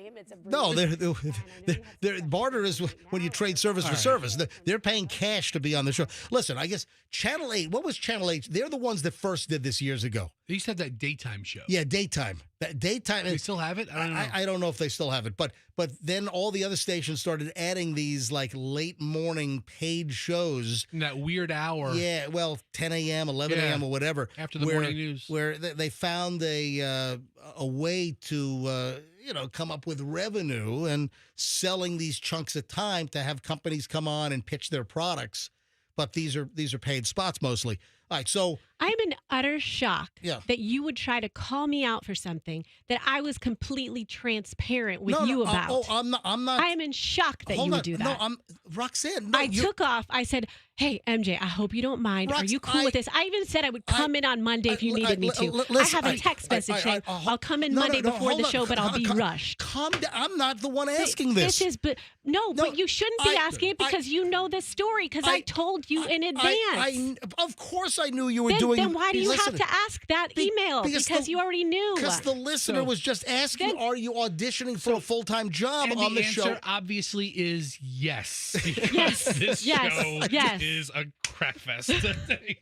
I'm shocked. I'm shocked that you just set me up to answer an email about what I was truthful with you about and that you lied about. No. It's crazy town here. Hold on. He set you up to set the record straight. He didn't make any accusations. He read the email. Exactly. But you know the answer to the email because I told you in advance. But he's letting you address it in a public forum. I'm just telling you what a listener is asking. That's it. I don't know. So, listener, thank you for tuning us in the mornings. The answer is yes. Roxanne is for hire at any other job but this one.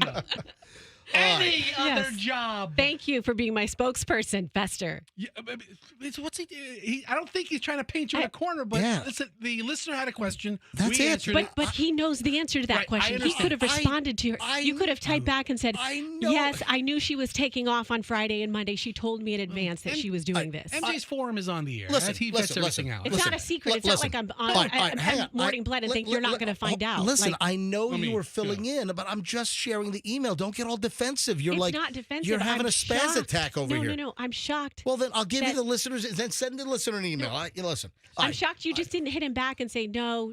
She took off. I and she told me did about send it. an email back that I believe she was filling in. I'm just sharing the email. My God, calm down. Can I also point out this is the most anybody's ever talked about Morning Blend in the history of broadcasting? Now, I'll tell you what. You ought to get a job at Spirit Airlines at this ticket counter, wherever the hell this is. Roxanne, honestly, I wish I would have known you were doing the shows before Friday so we could have talked about it and actually had people tune in and watch you. Don't worry. I promoted it on midday. I'm an RWF. All right, listen. I'm moving on. This is insane. And I don't know which airport this happened at. I don't know if this Spirit Airlines counter person is still employed with the airline. Oh my God, how crazy would it have been if it was Breeze Airlines and Roxanne's talking to this guy from Herb Lang from Breeze about Kindness Week? Yeah. And like they're fighting at Breeze. You know, no Kindness Week at Spirit. Did you tell Breeze that I had a flight booked from Okay. Did you tell the Breeze guy I had a flight booked from Tampa to Norfolk? Well, and they canceled. They sent me an email. We're changing the time of your flight. This was for my. Listen to this. I know. I thought about this while I was talking to him. This was for my high school reunion back in October. I booked my airfare in like August, and I got a great rate, nonstop Breeze Airlines from Tampa to Norfolk. Right. This is like the weekend of October 18th, and I booked it well ahead of time to get there early afternoon on Friday because the events for my high school reunion kicked off at like 5 p.m. on that Friday. And then I get an email from Breeze. Yeah, we're changing the time of your flight. All right, they'll make it a little later. They'll make it a little earlier. No, they changed my Friday flight to Saturday. I'm like, no, that doesn't work. So then I had to cancel that. And then I had to book American Airlines at like 5 times the price. So, Breeze, who I've flown, and I kind of like it, but they hosed me. So get me Herb Lang on the phone from Breeze, and I want them to reimburse me for the extra money I had to pay for an American Airlines ticket. But you did also tell me you had a great experience on Breeze prior to that. Well, the landing gear broke on my first flight ever. But it's really been a troubled experience with Breeze. I told her that everyone I know who's flown Breeze has had great experiences. No, listen, because I thought back to your original time on it. Overall, yes, I did have a good experience on Breeze. The landing gear breaking was, we were just stuck on the runway for 15 minutes. How awesome. But other than that, we survived. I'm here to tell the tale. No, listen, it was, I do like Breeze. How awesome would it have been if Roxanne would have cornered Herb Lang and said, Herb, my buddy MJ had his flight canceled for his reunion, and the landing gear failed on the previous flight. And Herb would be like, we didn't pay for this.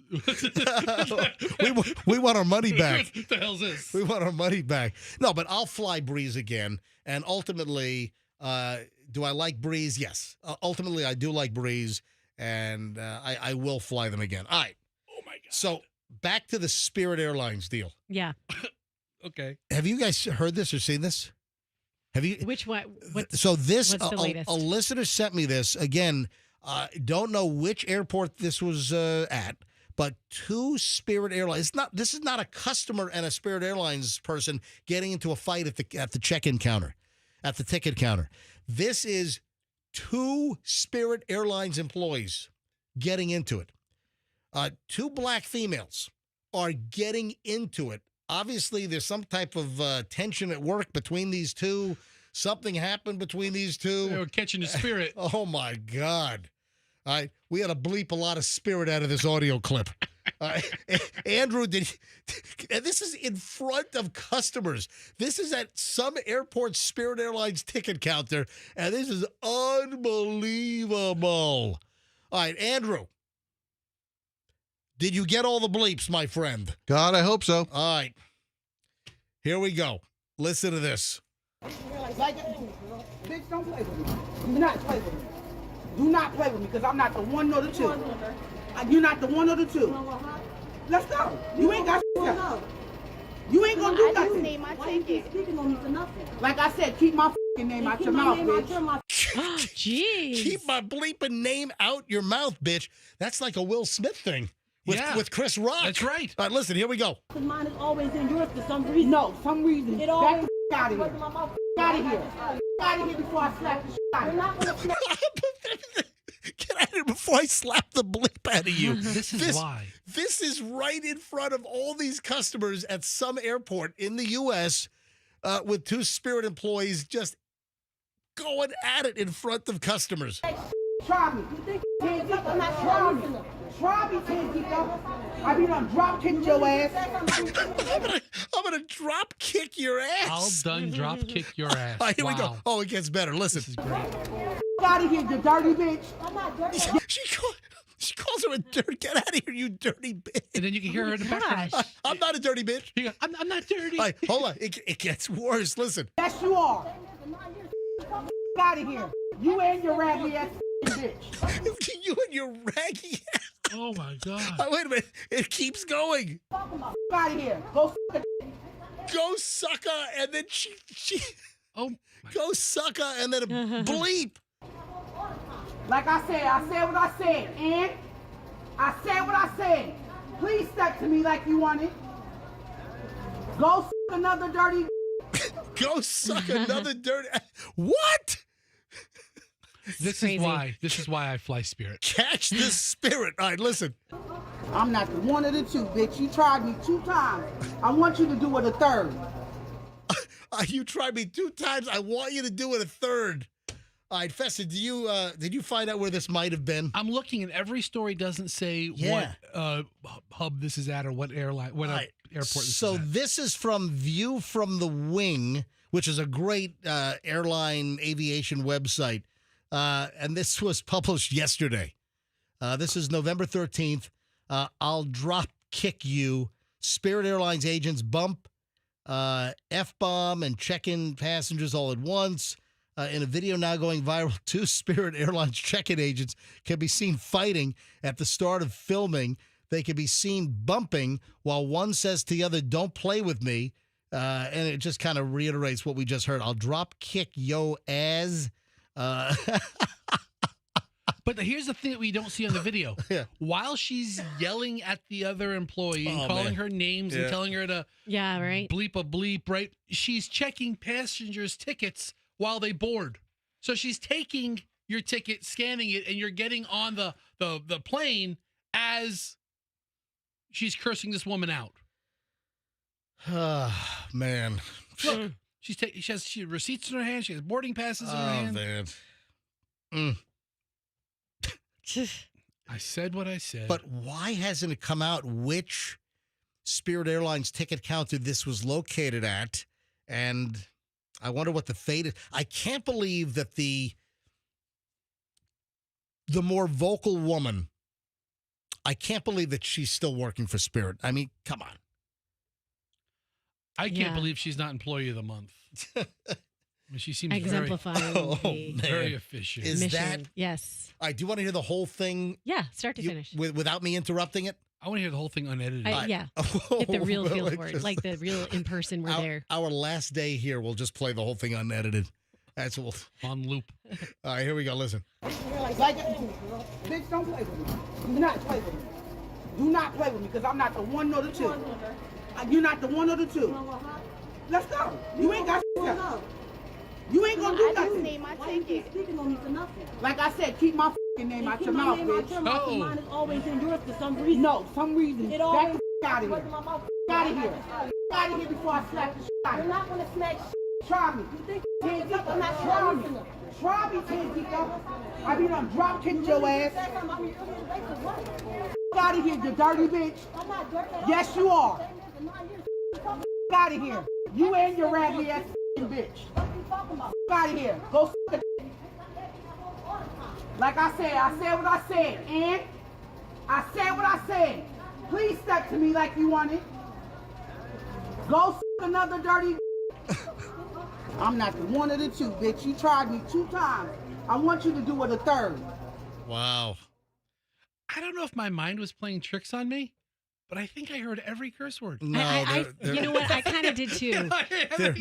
They're all bleeped. They are all bleeped, but it's just like your you filled in the brain is blanks. filling in the exactly. Yeah. You're, Like if one of your eyes is closed, your brain kind of fills in the blanks on what you're missing. I heard every one of them. All right, we have another piece of audio here.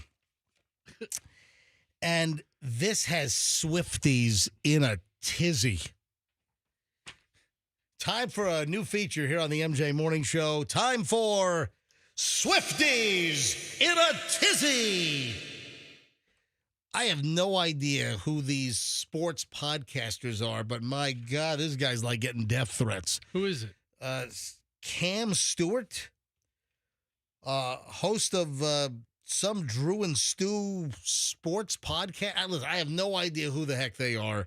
And you're probably saying, why are you playing audio from a sports podcast? Well, because the Taylor Swift fans, the Swifties, are going nuts. Going crazy.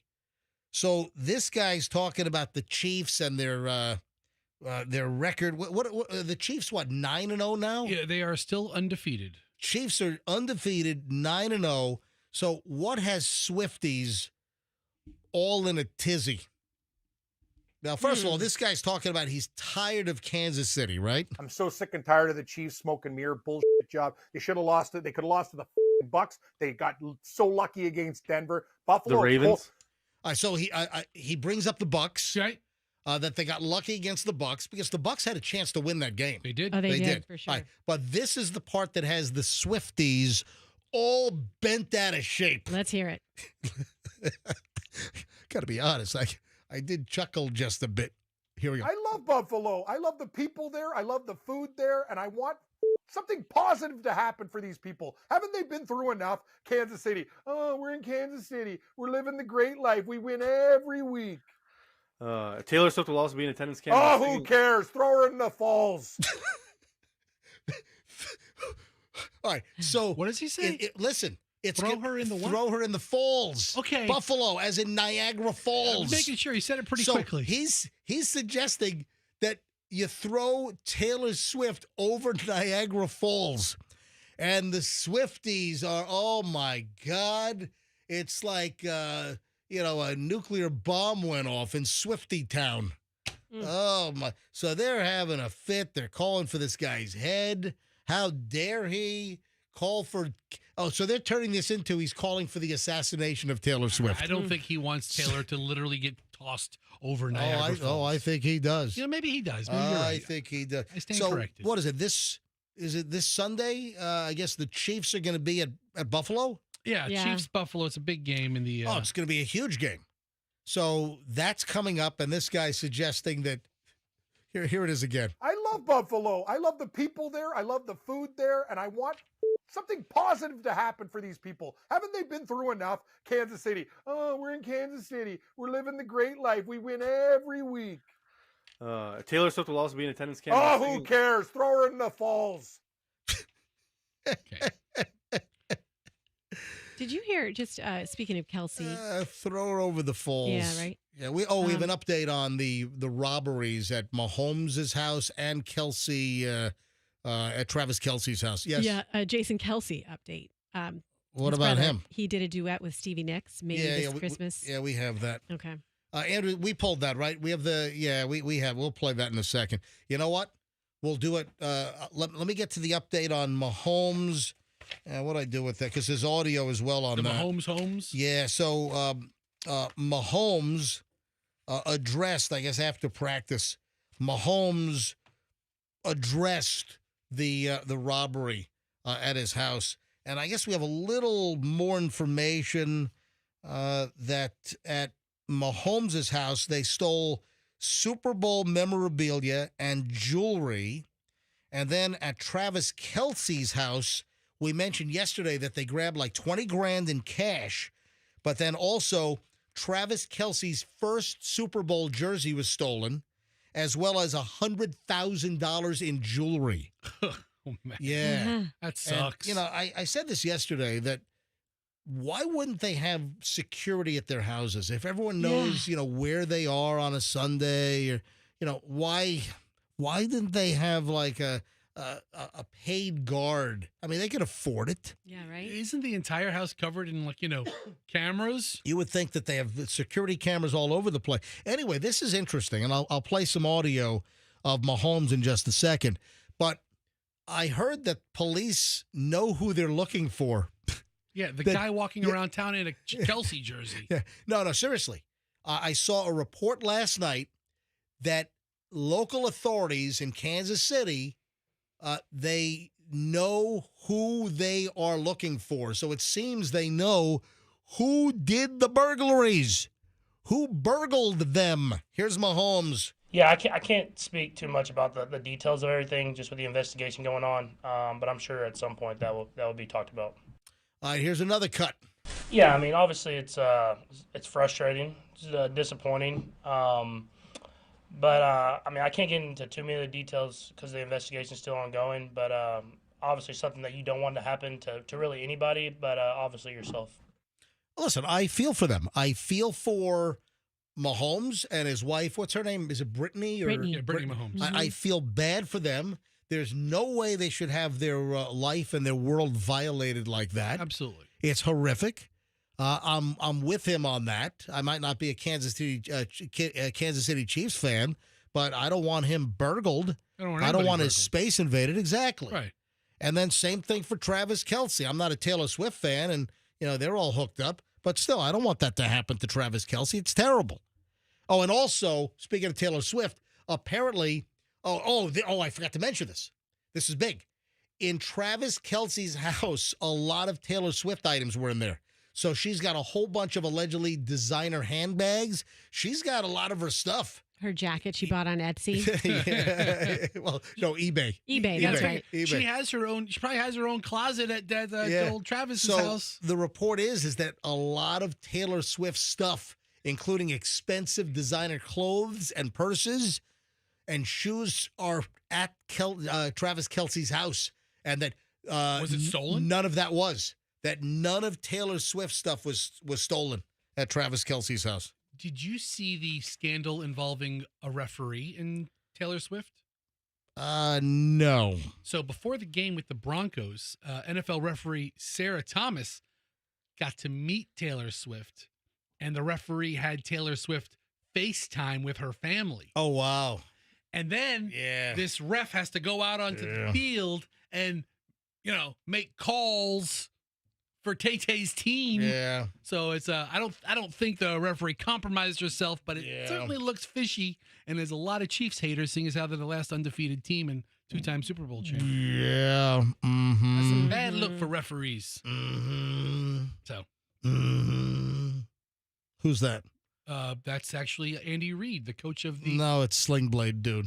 Dude, so have you? I gotta watch that movie again. Mm-hmm. I didn't think we were going to talk about this, and you don't know that I'm going to bring it up. Well, have you seen the most annoying commercial in the world, starring Andy Reid, the coach of the Kansas City Chiefs? The Bundle Ruski commercial? I have not.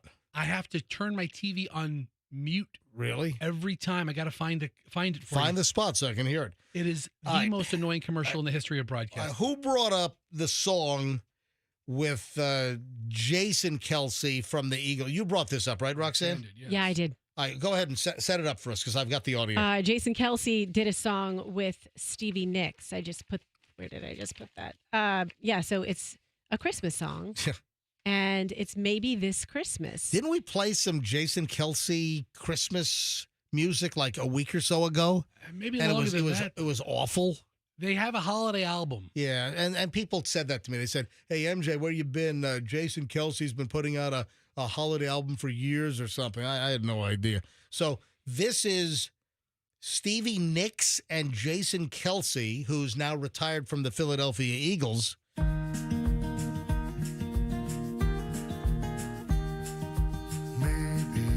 Christmas will mean something more. Maybe this year. Is that Stevie or Jason singing? That's what? I'm kidding. I'm kidding. That's close. I'm joking. But Andrew says that we won't recognize Stevie Nicks either. All right, listen. Will appear deeper than ever before.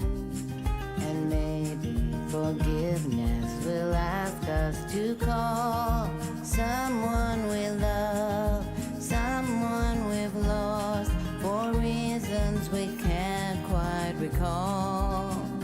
Oh. Hold on. Is she trying to match how bad Jason Kelce is? Dare I say Jason sounds better? I thought so. But I saw Stevie Nicks sang on Saturday Night Live recently, and it didn't sound like that. She sounded pretty good. She sounded pretty good on Saturday Night Live a couple of weeks ago. Wow, I don't know if I can take more of this. I said I don't know if I can take. This Christmas. What's that sound she's going for? What is that? It doesn't even sound like Stevie Nicks. I like Stevie Nicks. Michelle loves Stevie Nicks. What's not to love? Especially if you're a fan of people who have no cartilage in their nose. Wow. Oh, yeah, Is that a rumor or is that real? I don't know, but is that what you would call a Whoville nose, like we were talking about No, earlier? because her deal's internal. The the rumor is that she did so much so much cocaine that she disintegrated the cartilage in between the nostrils. You could walk up to Stevie Nicks and put your finger into her nose and touch the front of her brain. Ooh, ouch. Can I make a plea, please? Sure. Please. I've got a plea. Would the Grim Reaper please leave freaking Full House alone? Right? Leave Full House alone! Oh, you saw the news now? Oh, come on. Whatever happened to predictability? The milkman. First Bob Saget, and now the Grim Reaper's after Dave Coulier. So sad. What does he have? He has stage 3 cancer. Yeah. Come on, leave Full House. And you know what? The news broke that both of the Olsen twins have giant brain tumors. No, I'm kidding. That's a joke. I'm sorry. You wrapped that one up. I hope they're okay. I hope the Olsen twins are okay. Cancer jokes don't play that well in town. All right. So Bob Saget, who dropped dead in was it the Ritz-Carlton or the Four Seasons in Orlando? Yeah. So he dropped dead in a hotel room. And then now we hear that Dave Coulier has been diagnosed with stage 3 non-Hodgkin lymphoma. Yeah, he revealed that he's having an up and down health struggle. He revealed this yesterday on the Today Show on NBC. He said, I was feeling like I got gut punched in the stomach because it never happens to you. He said, of being told that he has cancer. You always hear about it happening to someone else. God, I feel so bad for this guy. I mean, he's an affable, likable, nice guy. What did Dave Coulier do to anybody? Ask Alanis Morissette. Okay, I'm sorry. Oh, I forgot about that. Yeah, you want to know what Dave Coulier did? All right, I forgot about that. I mean, the first person I thought of when I saw this headline is... I forgot about it. Isn't it ironic? Don't you think? Dave Coulier. All right, so fill everyone in on the Alanis Morissette, Dave Coulier deal. Yeah, I mean, her big song was about Dave Coulier. That's right. Yeah. You want to know. Yeah. Hey, put that on the board. Alanis Morissette's, is that her number 1 song or maybe her number 2 song behind Ironic? The Ironic one is that number whole 1. album had a bunch of hits on it. Jagged Little Pill? Yeah, that's right. Yeah. And I thought at the time that was a really groundbreaking song. I remember listening to it, I'm like, holy crap, I've never heard anything like this before when I heard it like in the late 90s. But who was the song about? And for years there was speculation, and then it kind of comes out that the song was about her relationship when she first went to Hollywood with Dave Coulier. And apparently they go to theaters together. Yeah, all right, here's the song. Lisette called up Dave Coulier and said, hey, I heard your news on the Today Show yesterday or this morning when it happened yesterday, and I feel bad about I don't know what their relationship is like now, if they speak or... So that's right. Dave Coulier. I forgot about the song. Yeah, Dave Coulier and Alanis Morissette dated from 92 to 94. Yeah. Jagged Little Pill came out in 95. Yeah. So who else is the song about? So Dave Coulier, I mean, really screwed her up somehow, right? He really hurt her. Yeah, exactly. In spite of everything she does in theaters. But listen, that album went like quadruple platinum or something. That song helped load her up with cash, like she never has to work again, probably. So she really probably owes Dave Coulier, right?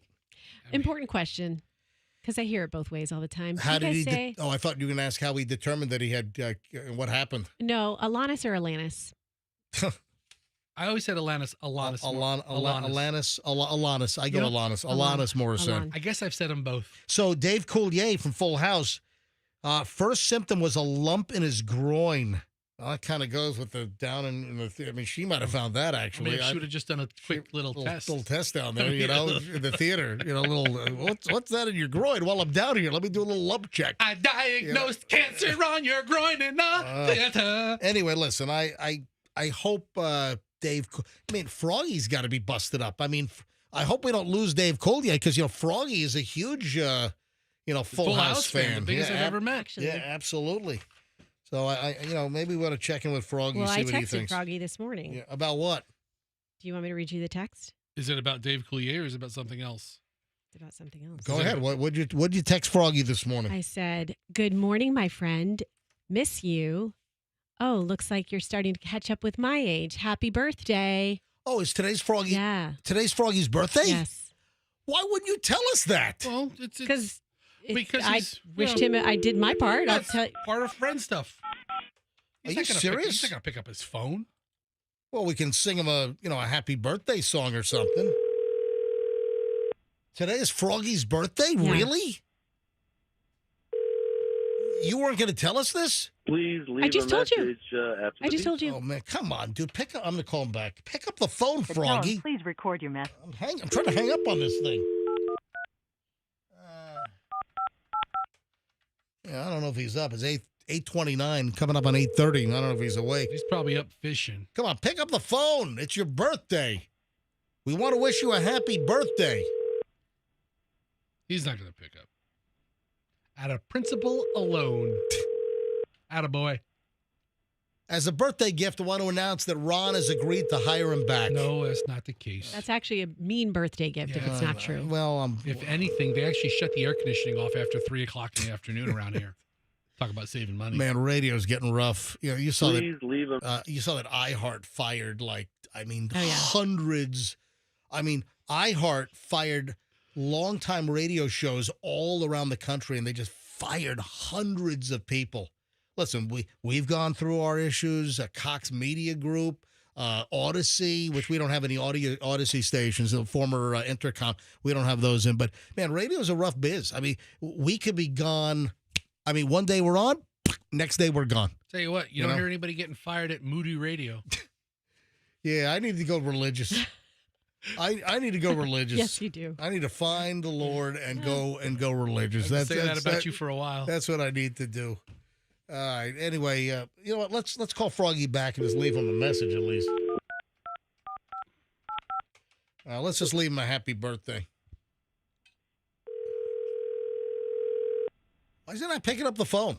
It's his birthday, and he secretly hates you or resents you. Doesn't hate you, just resents. What are you talking about? You're asking. I did everything for him. I try to save. I offer to give up my own money. Really? Hello? No, he's not picking. Hold on. We talked about this. I offered to take the money to pay for Froggy's salary out of my paycheck. I offered to give up the money. Well, why can't that happen? Well, Please leave a message after the beep. it's about, with these companies these days, it's about body count and carrying costs and all that Finish stuff. recording, you may hang up or press 1 for more options. You got the most honest, unfiltered radio show around. We're on the message now. Froggy, it's Froggy, MJ. Hey, buddy, it's Fester. And Roxanne, hi. Let's go. You ready? 3, 2, 1. Happy birthday to you. Happy birthday to you. Happy birthday, dear Froggy. Froggy. Happy birthday to you. Cha cha cha. Ooh la la. I get my steak from Canada. All right. Happy birthday. Oh, wait a second. All right. Happy birthday. Let's do a podcast, Froggy. Yeah. Happy motherfucking birthday, you son of a bitch. Gosh, Even though you're a piece of shit, I'm always gonna love you. Happy motherfucking birthday, you son of a bitch. Even though you're a piece of shit, I'm always gonna love you. Hey, hold. Andrew, why did you play that? That's the best birthday song ever. Andrew, why did you play that? Because that is really the It's a good only one. birthday song grown men should sing to other grown men. Andrew, will you speak? I didn't play it. You played it. You put it on the board. All right. You said I grabbed a birthday song. You said play the birthday song. I didn't know what that was. He duped you. Andrew puts this on the board and says, "Hey, bottom right, play that one." And and that's what came up. All In right. reality, that's the only song grown men should sing to other grown men. Happy birthday, you son of a bitch. Oh, man. All right. Moving along here on the MJ Morning Show. Did we hang up on Froggy? Yeah, I did. All right, good. Woman delivered a baby at the American Airlines ticketing area in Miami. I'll tell you what, she's lucky it was an American, because if it was at Frontier or Spirit, that would have been a $99 charge. All right? All right, so because the baby's under 2, it flies free? It could be a lap fetus. It's a lap fetus. Not anymore. It's delivered. Let's try. Let's get terms. If we're going to use terms, let's get them right. What if you have the umbilical cord like dragging down the aisle? Well, that's a carry-on. It's a carry-on. I'm telling you, Spirit and Frontier would get it for $99 extra. Man, you have to fit that cord in this box here, see if it fits. Too big. A passenger traveling through Miami, in Miami International, gave birth in the departures area with the help of employees and multiple agencies. Miami-Dade Fire Rescue reportedly received a medical call in the airport and arrived on scene just after 5 p.m. This was on Tuesday, according to Channel 7 News, WSVN, where if it bleeds, it leads. Channel 7, Eyewitness News, Miami. Then somebody yells out, "We've got a boy! We've got excess baggage!" Yeah, look at that. Ma'am, you're going to have to check that. Yeah, so it was I'm guessing this is an anchor baby. Well, because the passenger was in transit through Miami. I'm telling you, right, this is an international flight. It's probably, man. yeah, this is an anchor baby, literally dropped right in the departure area. The unidentified female traveler's water had broken, started to give birth in the pre-security area of the American Airlines terminal. According to 911 dispatch recordings, the dispatcher reported a pregnant female and a possible miscarriage. Well, luckily it wasn't a miscarriage. Thank God, right? Outside of door 3 departures. Rescue 40, copy, en route. That's what's heard on the radio. When medics arrived, Miami-Dade police officers, agents with U.S. Customs and Border Protection, the drug and fruit sniffing dog was going nuts, trying to trying to eat up the placenta. Oh,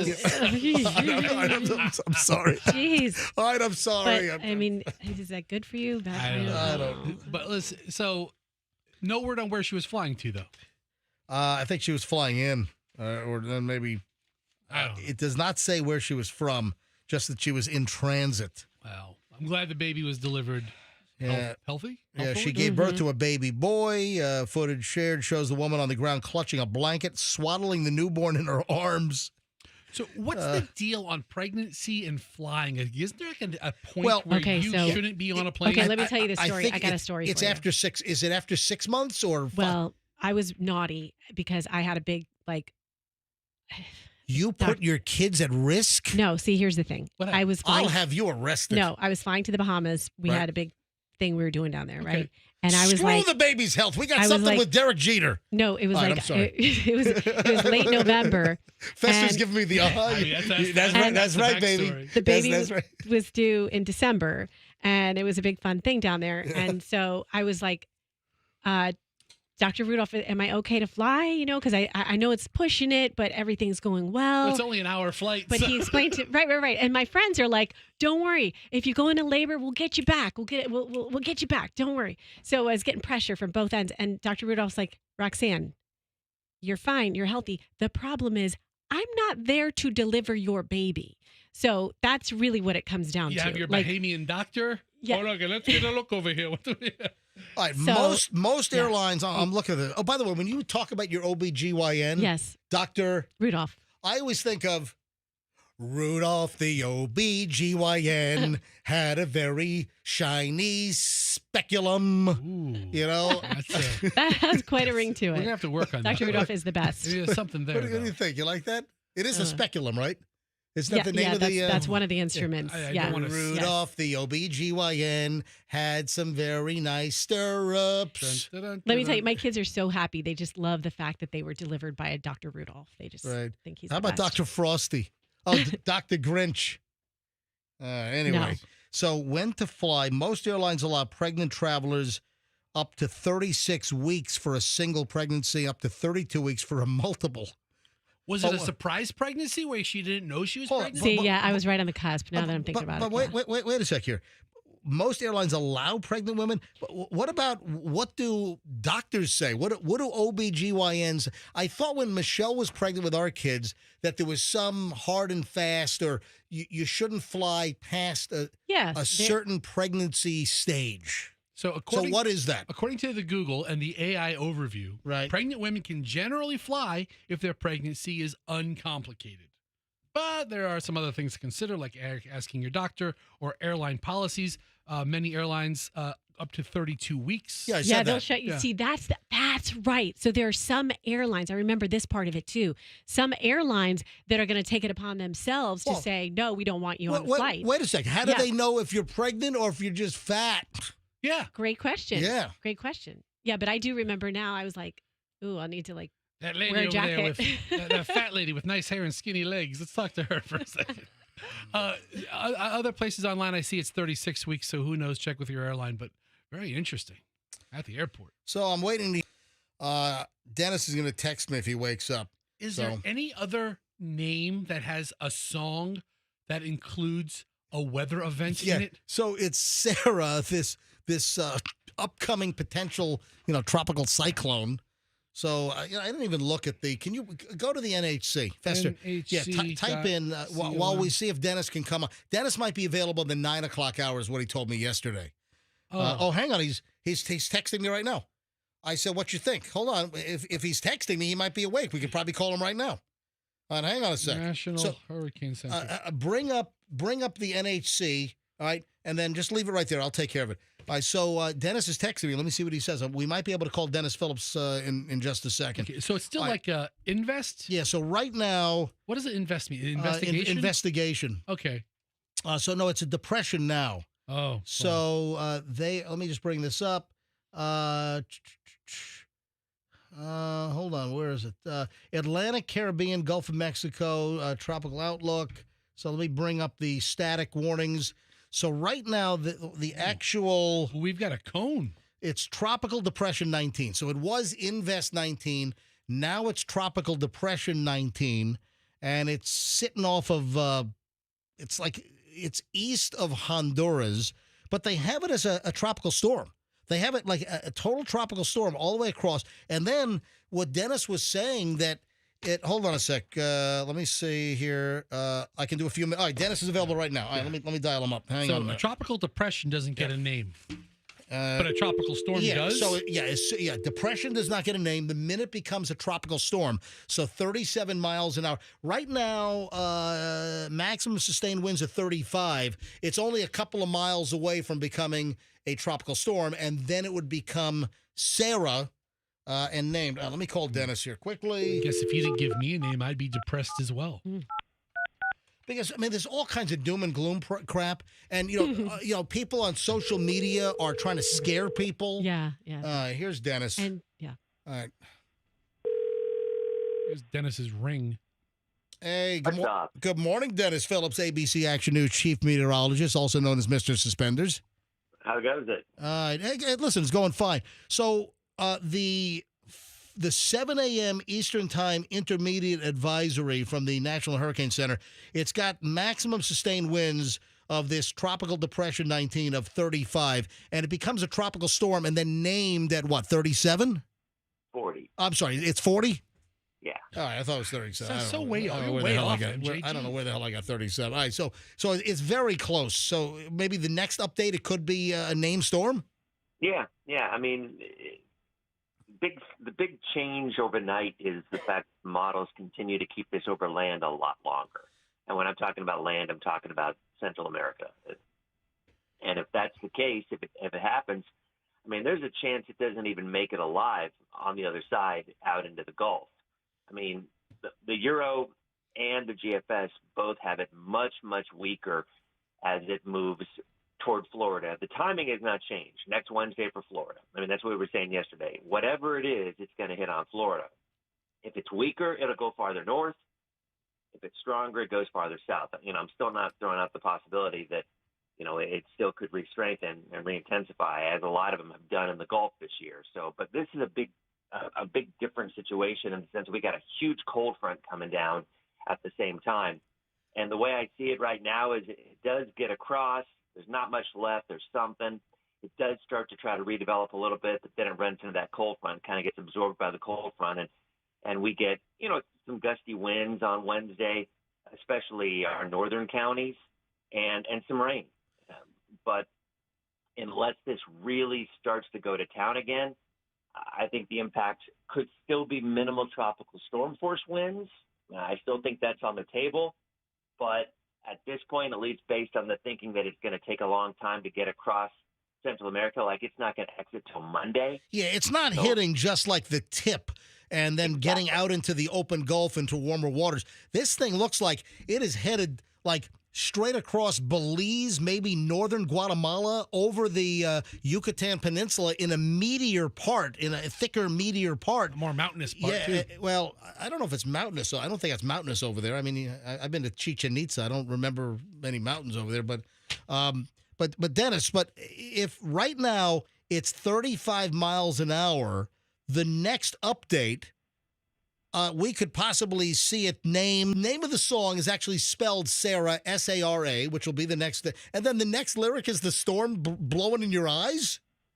Yeah, I've been misspelling it.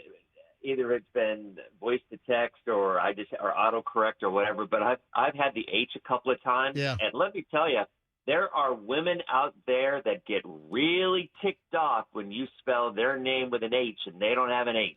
Wait, so you're telling me that Sarah's that are S-A-R-A's versus S-A-R-A-H's, that's a thing? They get really bent out of shape? Yeah, they're in separate camps. Yeah. It is a thing. As a matter of fact, like my biggest thread on Facebook yesterday had nothing to do with the storm's track. It had everything to do with the women who were mad at each other for H and no H. And then everybody else got into the act. Like, the people, myself included, by the way, because Dennis only has one N with my spelling. That's right. We were all commiserating, saying, how many times have you gone to the truck stop and you can never find a license plate with your right name spelled on that, and it turned into a thing. So, I mean, yeah, you're right. There's the Sarah with the H. There's the Dennis with the N's. My wife is an Allison, 1L or 2L. That's a big deal. Karen's, or Kathy's with K's or C's. I mean, they hate each other. You really have to ask. It's weird. It's a big deal. They want to cut each other. All right, so Dennis. It's like the Bloods and the Crips. Right. I mean, they are like at war. The Bloods and the Crips are like the Sarah with the H and the no H. Yes, and they think less of each other. Yeah. All right, so. Apparently, according to the ones last night, that the Sarahs with no H are crazier than the ones with H. Really? Yep. Did you bring this up on your Dennis Phillips live podcast or video cast? I did not. It just showed up on a feed because I accidentally put an H on one, and one of the women said, "Hey, Dennis, I love you, but you gotta remember to take the H off because Sarah's without the H." All right, what time is Dennis Phillips live tonight? 7:30. All right, so it's going to be the normal time of 7:30 because you went earlier, didn't you? During some of the recent storms, you went at 7. I think one I did just because we had some other programming that we had to run at 7:30. Okay, all right. So here's what you need to do. I'm sure by your showtime tonight at 7. Well, listen, even for the 5 o'clock and the 6 o'clock, you ought to have your graphics department put together some kind of Sarah with the H and without the H and do some kind of a weather graphic and just say, hey, be creative. Yeah, why do you want me to kick off people? Hey, all kidding aside. So we do. Listen, all kidding aside, people were really concerned. And listen, still, pay attention to this, but hopefully it's going to fizzle and it's going to bring us something, as Dennis says, mid next week. But hopefully it's not a strong tropical storm or certainly not a hurricane. But Dennis, there were a lot of people that were freaked out. There was a lot of social media misinformation out there, and you have these bad actors that just like to, scare people. That's all it is. It drives me crazy. And then I get all the messages because the people see it all, and they're convinced they don't remember who says it. And then eventually like, well, didn't Dennis say this? I'm like, no, what are you talking about? You're barking up the wrong tree. I never said this. But it's confusing, and I get it because, you're scrolling through your feed, and you don't remember who said what. But, finishing your thought, what you were saying earlier is, if it were to go over the thinner part of the Yucatan up near Cancun or Cozumel where it wouldn't be over land longer, then, it would re-intensify, and it would probably take more of a southerly track, and it would be stronger. So if it were for some reason to take that trip more to the north, then I still think there's a chance it could be tropical storm or hurricane. south of probably South Florida. But those odds look much, much smaller today because, like you said, it's going over the thickest, the meatiest part of Central America. And I'll tell you, I'm borderline thinking I may go and reinitiate Christmas decorations. Operation Dennis Phillips, Palm Harbor Christmas. And Dennis, may. you read my mind. I was just about to ask you, are you potentially going to go into Christmas decoration mode this weekend and take it off suspension? Yeah, potentially I am. If the models continue if this thing gets so weak that I don't think it's going to be more than just a rain event with a little wind, I can rebar the decorations down enough that they're not going to go anywhere in 40-mile-an-hour winds. I just worry when it's 65 or 70. That's another story. What's the story? You had a big, huge Frosty the Snowman tumbling down the street one time? Yeah, I also last year I don't think I ever told you this story. Maybe I did. So yeah, I did. We had a big gust a couple of years ago, and I had this 12-foot Frosty, and it just started blowing down the street, like literally head over heels, rolling. I'm chasing after it, and luckily there was no video of it. But worse than that would have been great if somebody captured. How do people not get that on video these days? Because it was at 2 a.m. Okay, well, all right. Yeah. But here's the worst thing. Get a load of this. So did I tell you this? Last year, about 2 a.m., I hear a boom. And I'm like, what the heck? It was like on the 27th. And what was that? And I ran outside, and someone had shanked Frosty. Somebody sliced Frosty? Someone shanked Frosty. And he exploded. Oh, my God. And I have it was a pickup truck, and I actually got their license plate. Give out the license plate. Listen, I'm not going to do it. I'm not going to do it. We can have the license plate run for you. We can find out who it was. Oh, I could have. And I really somebody murdered your blow up? Yeah, but here's the only thing. The reason why I didn't is because Hammaker Schlemmer, which is where I got it from, has a lifetime guarantee on all their stuff. So I literally sent them back the shanked Frosty, and they sent me another one. Oh, wow. But who is the sicko that would target your house and stab Frosty? Right? And the thing that was crazy to me is how loud the explosion was. I mean, I know who it was. It was Jeff Baradelli from Channel 8. No, it wasn't. I don't. Jeff doesn't have a pickup truck. Okay. He had to borrow a friend's truck. Oh yeah, there you go. That's a possibility. So yeah. Anyway, so now I've got cameras everywhere. They're booby traps. I mean, got shotguns with. I got shotguns with wired triggers and tripwires going on. True story. Old Bobby Deskins is like that son of a bitch. Home Alone one. All right. It's the ghost of. You know what? It's the ghost of Roy Leap. Oh man, Roy's a legend. Or Dick Fletcher. Yeah, those were two legends in this market. You're bringing up old school stuff. What about Wayne Shattuck? Pissed at what he built, and then Dennis is taking it and running with it. Wayne's still around. I know. Yeah. Wayne's doing like Medicare commercials now. Yeah, isn't that crazy? Awesome. Yeah, that's awesome. He looks so good. He does. He does look good. Yeah, he's in his 70s, I think. And he looks great. He looks amazing. Yeah. All right, but listen, I thank you for the time. Listen, let's follow this. Maybe we'll have you on again tomorrow. And, when are we going to really know what the hell's happening? What's the real time frame? Weekend. All right. Over the weekend. Okay. All right, Dennis, man. Thank you so much. Have a great day. See you guys. All right. All right, bye. All right, Dennis Phillips, ABC Action News chief meteorologist. See, just more than just like a weather, tropical storm segment. I mean, you get all these great stories out of him every single time. Always entertaining. All right, 8:53 at the MJ Morning Show. We have a lot to do. Did you hear what happened at Tampa International Airport? Man, there are some crazy numbers out of TPA. Wait till you hear this. You want to hear about a crazy number? Jake Paul's got the Mike Tyson fight coming up this weekend on Netflix. There is something nutso with Jake Paul. You got to hear this. I have more bad news for Froggy. My God, I should have paired this with the Dave Coulier Full House thing. I've got more bad news for Roxanne, I'm really disappointed in you. What are you disappointed about? You know what? Geez. I am disappointed. I am really disappointed in you. Heavens no. Disappointment. What now? I'm going to tell you why next. Man, we're loaded. We're back in minutes. MJ Morning Show, 104.7 FM, Q105. You don't want to tune out now. Bring us into the office. If you have a conventional radio, 104.7 FM. If you stream It's easy. Go to our website, mjmorningshow.com. Just bring up on the desktop or laptop in the office, mjmorningshow.com. Upper right-hand corner, you'll see the red Listen Live button. Just click on it, and we'll play out of your computer speakers or on your smartphone. We're on all of the major apps. Just search for Q105 Tampa Bay, and you can listen to us streaming on your phone. It's easy as that. All right, back in minutes here on the MJ Morning Show. Stand by. Hey, Mike.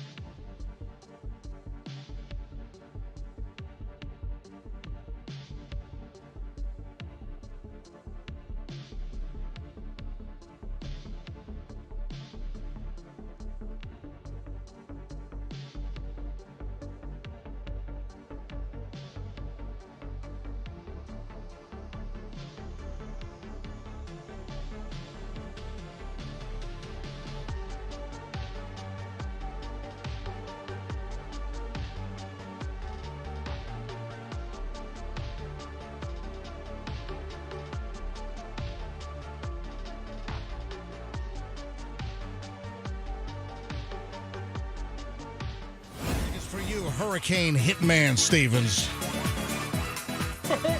It's all for you. A little dedication. All right, 9:02 at the MJ Morning Show as we enter the 9 o'clock hour. Tampa International. Holy moly.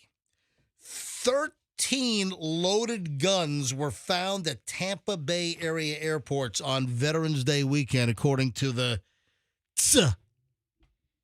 Wait, found where, though? At Tampa Bay airports. So the the Tampa International, St. Pete Airport. Yeah, yep. All right, here's the deal. Lakeland, Linder. Oh, hang on, What about the executive centers? Let me give you the deets. So this is Tampa International, 11 firearms. And then you had one gun found at PIE, St. Pete Clearwater. And then you had one gun found at Sarasota Bradenton. Going through security? Yep. In total, 120 loaded firearms have been found in the Tampa Bay area so far this year. 120 loaded guns that people are bringing in their carry-on luggage. People are multitasking, forgetting to take their guns out. I mean, come on. Listen, I don't think no one thinks they can sneak a gun through, right? I mean, most of these people just forget. Listen, I would guess. I've been carrying for 32 years in Florida. I've been carrying for a long, long time. And I have never, and I fly, do you concur that I fly a lot? I fly a good deal. Yeah. And I've never, watch what'll happen next. No, I'm kidding. You always just double check. And where is it? Where do I keep it? Where do I carry? And I make sure that it's not even a possibility. So far this year, 120 guns loaded have been confiscated. And just this past weekend, Veterans Day weekend, 11 firearms found at Tampa International, 1 at St. Pete Clearwater PIE, and 1 down at Sarasota Bradenton. That's incredible. That seems like a really high weekend. Would you like to know what was found at Tampa International Airport? Like every brand, make, and model of... It's listed. They put out a list. A Taurus 9mm, okay. Smith & Wesson 45 caliber, okay. Sig Sauer 9mm, another Taurus 9mm, Smith & Wesson 380 caliber. 380 is too light of a round. A Ruger 22, also kind of light. A Glock 9mm, a Sea Camp 32 caliber. Sea Camp's not around here. Those are little collectible deals, but way too small. It was a very small, very, very concealable, tiny little gun, but 32 caliber. You need more firepower than that. A Ruger 380, another Sig Sauer 9mm, and another Glock 9mm. Oh, so guns, essentially. Yep. So then St. Pete Clearwater, it was a Sig Sauer 9mm, and then Sarasota Bradenton, it was a Ruger 380 caliber. So those are all the guns that were found. And I'm guessing that the Sig Sauer 9s, I'm guessing they're probably the P365, which is the best-selling in America these days. Anybody find a bazooka? No? Check your carry-on. If you are a gun owner, if you're a concealed weapons carrier, come on, just make sure, say to yourself, I'm going on an airplane, where is my gun? So now you can check a gun and safely travel with it. Yes. Right? So domestically. Most airlines, if you've got a gun, you can put it in an approved carry box, check it, unload it. The gun has to be separated from the ammo. A lot of times it's marked as a firearm, which also makes it potentially easy for theft for a baggage handler somewhere along the line. But that's a whole different story. All right, moving along. Jake Paul and Mike Tyson will have their big fight on Netflix this weekend. Friday night. It's going to be a really big event. It's going to be huge. It's going to be massive. But the reason why I'm bringing this up is not because of the fight at all. Jake Paul spent $7 million on a watch. What the bleep? On a watch. So this thing is. Well, what do you think of that, Mr. Watch Guy? Yeah, I'm a watch guy, and I'm not spending any $7 million on a watch. It's all relative. Well, listen, you're right. It's all relative. I mean, I don't judge. A long time ago, I stopped judging people for how they spend their money. Yeah. If you got it and you want to buy something, great. Same thing here. Listen, if it's your money and you earn the money legitimately, listen, you can. I'm a live and let live guy. Spend the money wherever you want, but still, $7 million for a watch. It seems like a lot. Yeah, as a watch guy, $7 million for a watch is just a little too.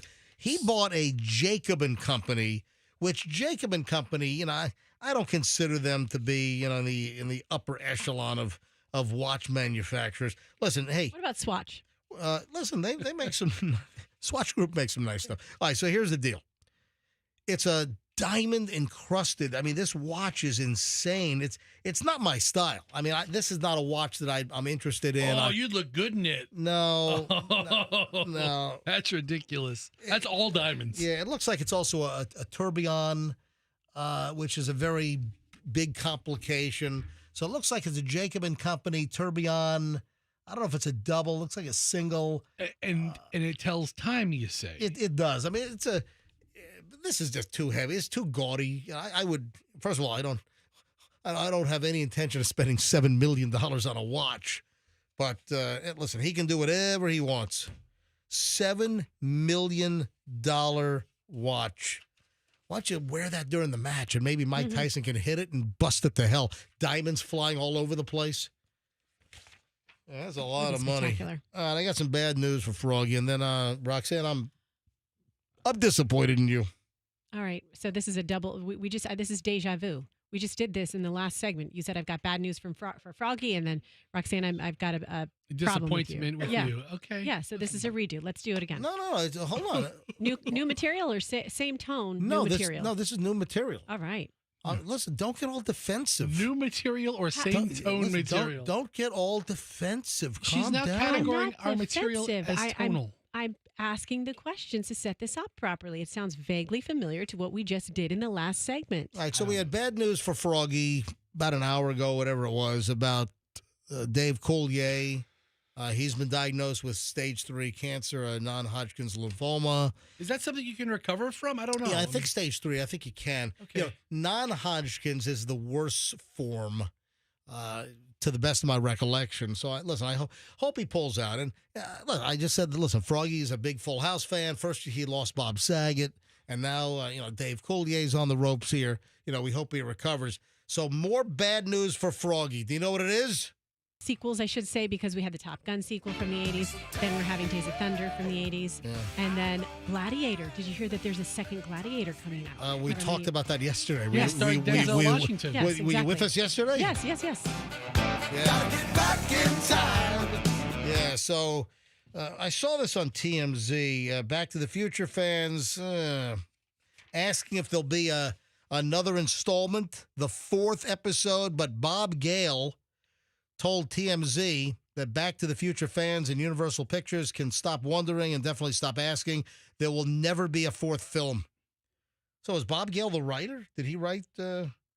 I see. Well, here's something from Variety that Robert Zemeckis says the studio keeps asking for Back to the Future 4, right? But he'd rather not do it. No. So apparently nothing. All right. So Roxanne, yeah, I know. On yesterday's show we talked about.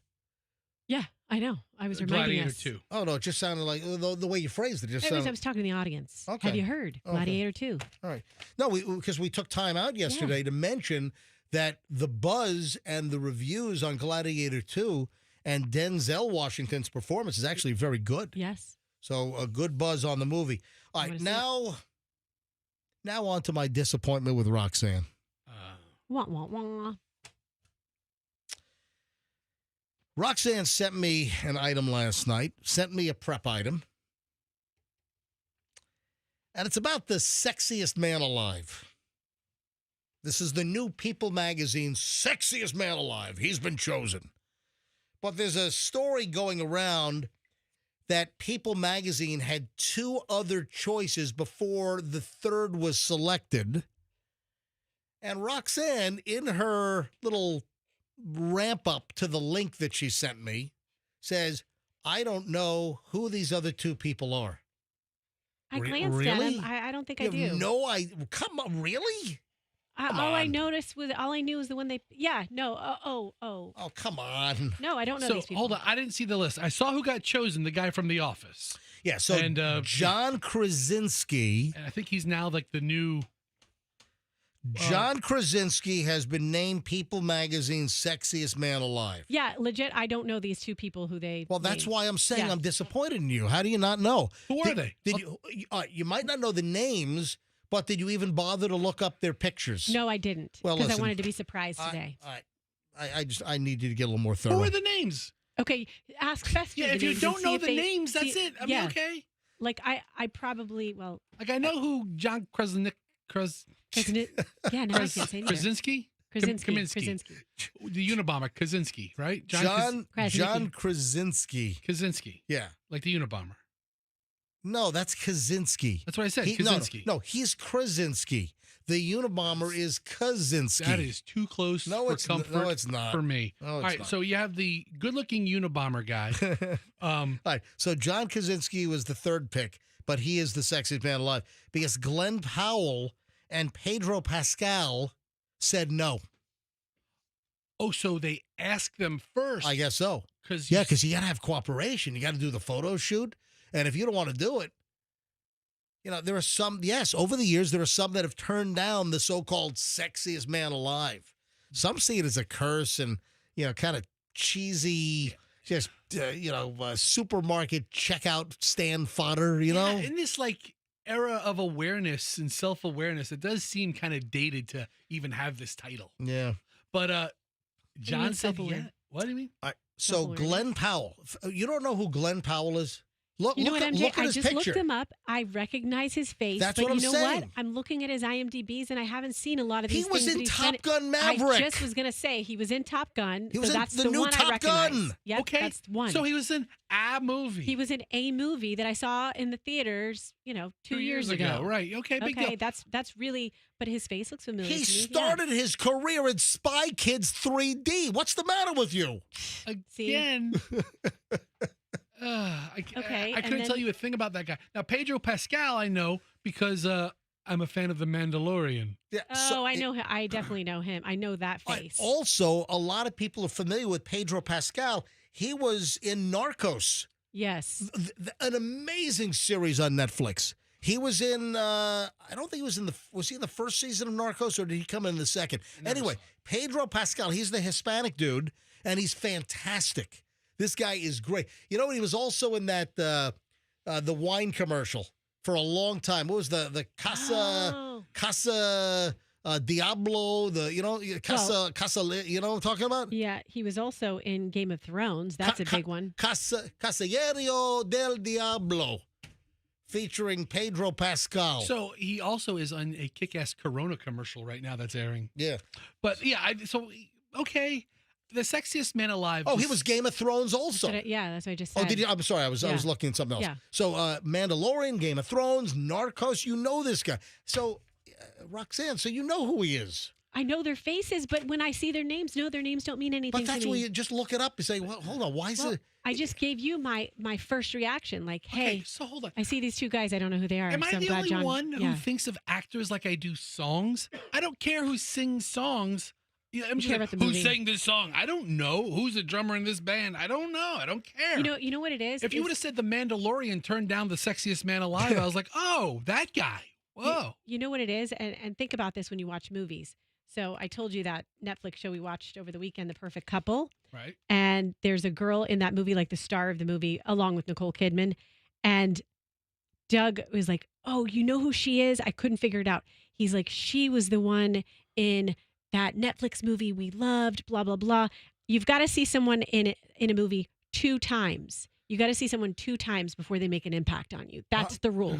That's not my rule. Well, it's my rule. I've seen movies where I've seen it once. If I see a person one time, okay, oh, there's so-and-so. I've never seen him before, and this was a good movie. I don't think about the actor. But then I see him in a second movie. I'm like, wait, that's Where do I so-and-so know from that that good person movie. from? Now they mean something to me. Yeah. I'm a 2-movie kind of frame of reference kind of person. Not really with a star. It's more like the character actors. That's what I mean. Yeah. Yes. Because there are some character actors that pop up in all kinds of crap. Like from Justified, Mags. You know, that woman, she's like one of the most, she's like, an older woman, and she's in so much stuff, so much TV and movies.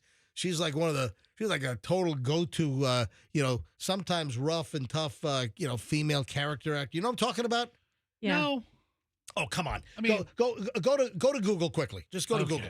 Google. Go to Google and type in Mags from Justified. And if you look at her IMDb, man, she's got more credits than stars in the solar system. Mags Bennett. That's the character. Margot Martindale? Yep, that's her name.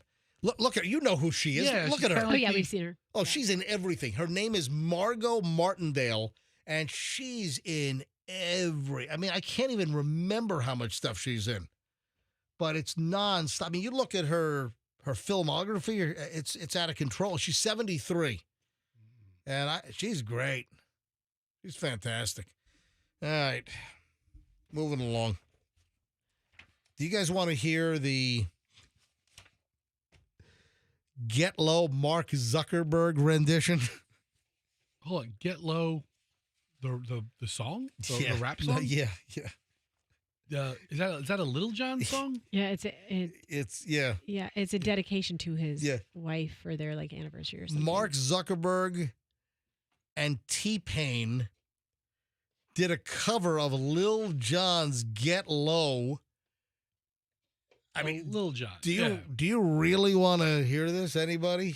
It's going to ruin the song for you. Just a little warning. Mark Zuckerberg, the meta creep, Facebook, Instagram. The meta thief genius guy? Yeah, all right. He's not a creep. The guy that ripped off the Winklevosses. We have a lot of people in society now who can legitimately be called a creep. I don't know that this baron of industry is one. All right, here we go.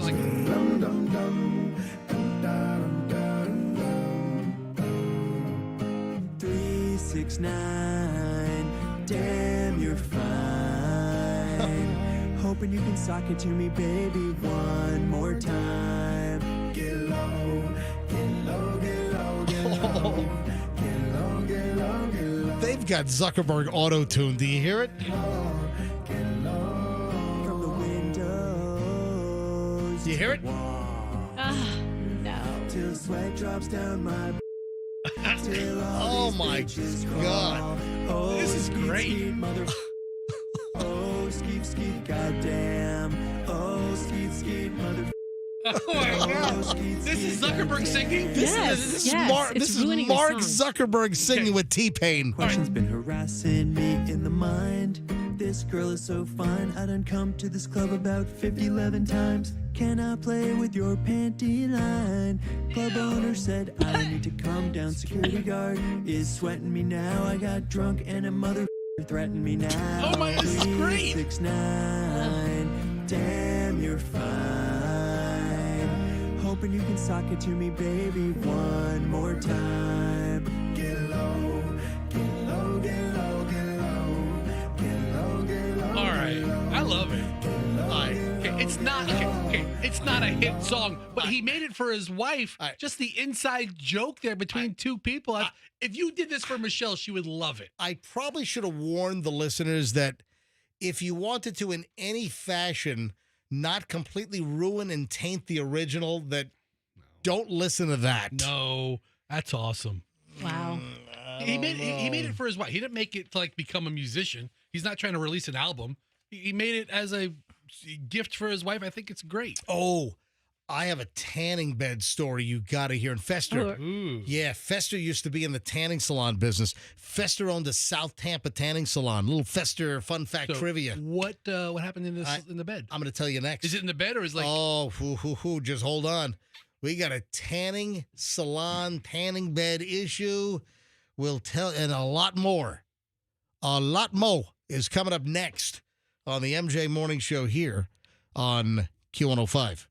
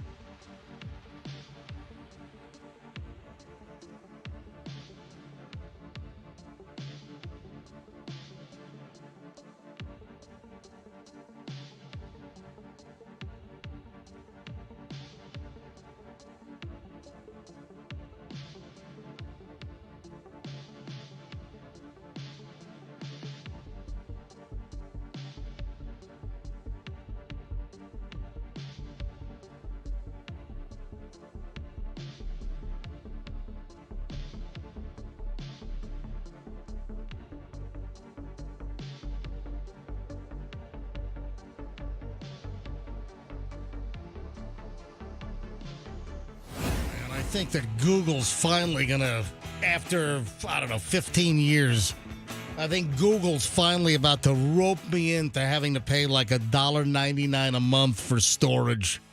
Because they're scamming me. They're hosing me. I'm telling you right now, I'm deleting all kinds of crap. And my storage count, it used to go down. I deleted 4,000 emails and it didn't go down. I deleted tons of duplicate pictures and stuff I didn't need and I've erased so much crap and it's still not going down, or it'll go down a little bit and then it goes right back up. And so I think they're playing around with me. I think Google's screwing with me for $2 a month. Yeah, $1.99. There's just something weird about it. I just don't want to cough up $1.99 a month. I'll spend a lot more money on a lot of other things, but there's just something weird about this. It's been free for so long. $24 a year for a service you use multiple times every day that really affects your whole life. As they're stealing all my data, they're probably gleaning all kinds of metrics from me and everyone else. They're data mining everything we do. Yeah, they're having a big convention about you. Okay, we know that. No, it's not just me. It's you. everyone. No, it's you. All right, today we have men who are 5'4", like scuba diving. I'm not 5'4". You get out of here. I'm 5'6". Apologies. Right, so here's the deal. You'll stop getting emails on November 22nd. That's the new threat from them. Yeah. So what am I? I'm a week away. I'm 8 days away, and I'll stop getting emails. You don't have enough storage. Starting November 22nd, emails sent to you will be bounced back to the sender and can't be recovered. Get more storage. 75% off for 1 month. Oh, super. Thank you, sir. Thank you, Sergey. Yeah, anyway. Or it says delete items from Google Photos, Drive, or Gmail. I have by the thousands, and it's not going down. You guys are playing with me.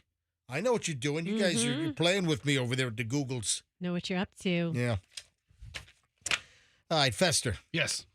I'm very interested in your commentary on this because you were in the tanning business for how many years? Oh, gosh. 8 years? Yeah, Fester owned, what was the name of your place? Well, originally, it was like a franchise called Planet Beach. Right. And then I broke my franchise agreement with them. And then they tried to sue They you. tried didn't to sue me, yeah. Did they? Oh, they did. Were they successful? What happened? They were mildly. I gave them some go-away cash. Some get-out-of-my-face cash. So you signed up with Planet Beach, which was a franchise. They kind of gave you the business model to open up. You learn a lot about the franchisee and the franchisor model, but all right, what's your story? All right, so how much money did you have to give them after you told them to screw off? You don't want to pay the franchise. They wanted to sue me franchise for like $500,000. What the really? Yeah, it was like crazy number. Are there any Planet Beaches nuts. still around? Is the company? I haven't looked in a long time. Well, There might be. Do a Google I search. think they changed their model or something. So Fester was I a have no franchise. idea. How much did you originally have to pay Planet Beach? There was a franchise fee involved, and then they got a monthly override. Yeah, like a 6% or something like that, or 4%. But what's the story? Man found dead in tanning bed at Planet Fitness. Oh no! In Indianapolis, 3 days after he walked into the gym. What, does that tell you that maybe not a lot of people use the tanning beds at Planet Fitness if a guy is dead in the bed for 3 days? And what the hell? I mean, the smell would. I'm just being real. Like after That's 3 probably days. how they found him. The thing was on, and it turned him into like beef jerky. So, no, I'm kidding. It didn't. Beef jerky? All right, here's what we know. This is what we know.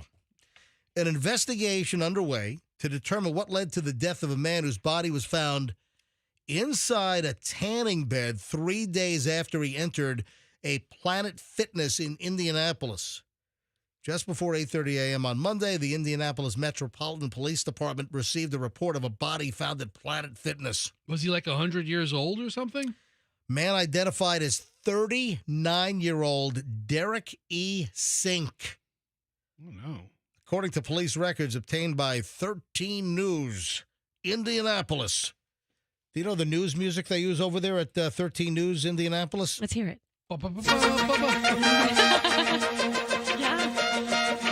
This is the news music they use. Yeah, because Hal went to Indianapolis quite a bit. What was that? Hal went to Indianapolis quite a bit on trips and stuff. Work trips. He had a girlfriend, too. According to 13 News, Sink's family last had contact with him on Friday and then reported him missing on Sunday.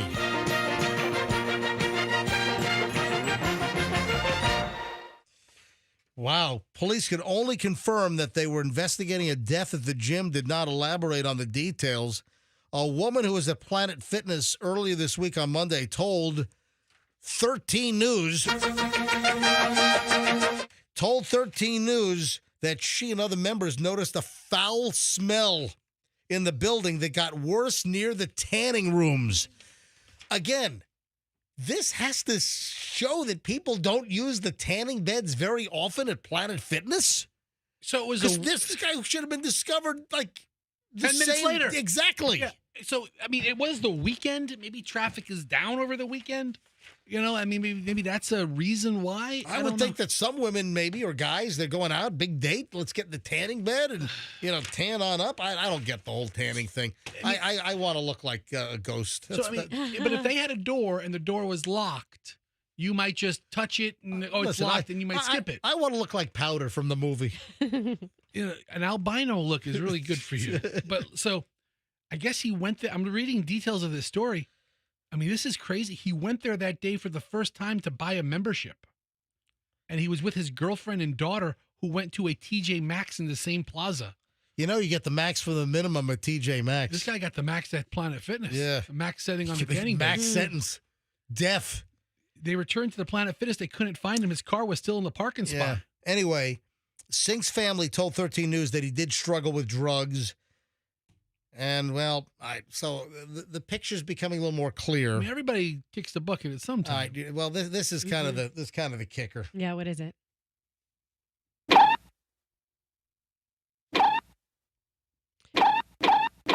He's getting Botox while he was in there? Yeah. Well, you're getting warmer. It involves needles, obviously. They found a needle in the bed with him. So it sounds like he might have shot himself up and OD'd in the bed. Ugh. But again, people are not using these tanning beds, it seems, very frequently at Planet Fitness in Indianapolis. But if you walk up to the I didn't even know the gym. They offer Planet Fitness has a tanning? Is it monitored or is it like self-service? Yeah, they probably have like, not just like a door, a separate room for it. Yeah, if the door is locked, you touch it, it's locked, you go away, and you don't think about it after that. I mean, until it starts smelling bad. I mean, it's like, oh, someone in the gym didn't wear deodorant today. Okay, well, good. You ever forget about a client in the tanning salon when you owned it? No, but we had one time, the store closed at 9 o'clock. Mm-hmm. Did you lock somebody in? No, we had a group of girls come in like at 8:30, right? Mm-hmm. Not unusual. And they were like teenagers or women? Like UT students. Oh, UTs, okay. Right? And it might have been a Thursday night, and they were giggling. They were going to go out on the town, whatever they're going to do. A couple of UTIs in there. But one of them came in, I guess. What are you making a cringe for? Because you know what? Because I'm going to speak tonight at UT. Oh, you are? Yeah, I have a speaking engagement. At UTI? Let's get to that in a second. Yeah. But she was, I don't know if she was drinking or she had something in her system or she was exhausted or what. Yeah. But she fell asleep in the tanning bed. Oh, wow. So the tanning session's like 6 minutes or 8 minutes. But isn't there a timer? Doesn't it go ding? Well, it doesn't go ding as much as the lights shut off and you get out of the bed. It's like a clamshell bed. And I was at home and I have a staff that was working and the door was locked. And this girl, no matter how much they banged on the door or she was shouted for out her, like a light. She wasn't waking up. Wow. To where it wasn't just sleep. It was like she was having a medical episode. Like she was passed out or having something. Wow. And we eventually did you have to break the door down? Well, the girls wanted to call the fire department. The fire department would have not. Hold on. Don't you guys have just take a paper clip and stick That's it in the door hole? That's what I told them. I go, Just guys, go click. Look underneath the cash drawer. That piece of metal is a key for the door. Yeah, and but the girls were, before they called me, they were trying to get her up for 15 minutes. Why didn't you train your employees well enough to tell them how to open the door if someone gets locked in there? We didn't train anybody. There was no training whatsoever. That's festive. Just shoddy, haphazard. I mean, there's no training whatsoever. I think the job interview was a trampoline. I mean, just hired. Bring him in. Figure it out. Yeah. UV something. Cash deposits go in this box. All right. Only I have a key. But the girl was eventually she woke up and she was completely out of it. But they opened the door. They opened the clamshell. This girl's there asleep naked. She's nude on the tanning bed. And then she's like, what? And I'm like, get her out of the store. Just get her out. Let her die in the parking lot. Whatever happens, don't let her die in the store. But no, was she intoxicated? She could have been on drugs. She could have been, had something in her system. She legit passed out. Wow. I mean, I never. So it wasn't like she was in a deep sleep. She was having some other issue. Yes, I mean, a deep sleep, you'd eventually wake up. I mean, but they were banging on it. The roof, the top of the rooms were open air for ventilation. They were over the wall yelling, and the kid wasn't waking up. Wow. So, Roxanne, why are you speaking at University of Tampa tonight? I'm doing some media coaching type of speaking to the College of Business. Yeah, students in a class in the College of Business. Man, you're a go-to expert. I am an expert in some things, an idiot in other areas. We know that. But you know what? You ought to tell them that you want an honorary MBA. Do they have an MBA program at UT? Yeah. They do? Yeah. So you got to. Are you a college graduate? No, I'm a elementary school graduate.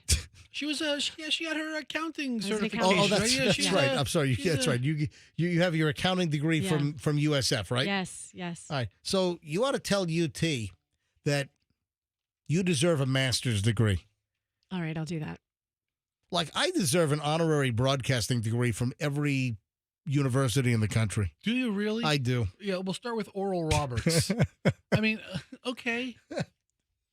Do you have a written speech? Or are you just going to wing it? Guys, just going to make crap up? Yes. So you're going to have a bunch of 20-somethings looking at you and be like, okay, I'm Roxanne Wilder. This is Media Coaching 101. That's exactly what I'm going to say. I don't know. Yeah. What do you say? No, I mean, I have all these exercises I have them do. It's very interactive. I pull them up on stage with me. I get an idea of what they want to do with their lives and so how communication can best help them project their most authentic self, make good interactions with people, things like that. So who are you speaking to? Students, business students. All right. Like what year? I think they're juniors. I think. Like third year students? Yeah. All right. I should find out. So if any of you young boys out there want to meet Roxanne, enroll at UT. Yeah, this is my second time doing it. They're bringing me back. By the way, They're Roxanne bringing me is into college guys too. So Yeah. who's not? Who's not? Well, listen, I hope you have a good speech tonight. How long does it take? How long is your speech? It's like an hour. All right. Yeah. Do you have PowerPoint? No, we just get in there. And You don't move have around any, you don't and have talk any, and- you don't have any props. What am I going to do? Like, no. Do you juggle? I do cartwheels. Do you really? No. I'd like to see that. This is just like communication, looking people in the eye. The funny thing is, I have to tell you a story. Last year when I did it, there was one girl, she was so sweet, but she said one of her questions about communication in general. She's like, so what do you do if you're talking to someone and then you both don't know what to say to each other? And I go, well, I guess the conversation is over. You want to keep the conversation going? She's like, yeah. What if you want to talk to someone, you want to keep the conversation going, but you don't know what to say? Like kids nowadays, They they don't need some communicate. help. They don't They need communicate. some help. Yeah, because everything's digital. Mhm. So next week, MJ, is the Great American Teach-In. I know. I'm doing one. Where are you going? I think I'm going to Newport Richie. They were the first to ask. Okay. Would have been a little more convenient if it was Southampton near about my to house. say, but that's really way but, out. you know, but First to ask. I've always done, first to ask, they'll get the teaching. So I'm going up to Newport Richie to a 5th grade class next week for the great. If I might not make it. You don't sound well at all. No, I just swallowed spit wrong. Hang on. But I'm okay. Okay. Yeah. So I have a middle school next week. Right. And I have no idea what to tell these kids. Dude, of course you know what to. It's going to be like, don't go into radio. Of course. Hold on. That's the problem. Didn't you show up on the wrong day one year, like recently? No, not recently. 2 years ago? For several years, I was on the Hillsborough County band list from the Great American Teach-In because I showed up the day after, and they were completely unprepared for me. They expected me the day before. I was late. I was wrong. And then the talk turned into like a sex talk. And what? Yeah, it was really What bad. grade? 5th or 6th grade. What are you? What? It was really bad. It Oh was my like, God! What's the matter with you? I mean, Anyway, it was really. Are you doing a awful. teach-in? Yeah, I'm doing a teach-in next Thursday. All right, Yeah. so I'm elementary. I was asked by 25 places. So happened a 5th grade teacher in Newport Richie asked first, and my policy. I could have always said, it's too, Let's collect the list and find something. that's too far. Here's one a little closer to my house. But no, That's a whole day. I have honesty and no, I'm just going to do I'm going to do like 3 20-minute things. So I think I'll be there a little over an hour. Yeah, but it's an hour to drive there, and then you'll be there Yeah, for an hour yeah. and a half, and an Yeah. hour to drive back.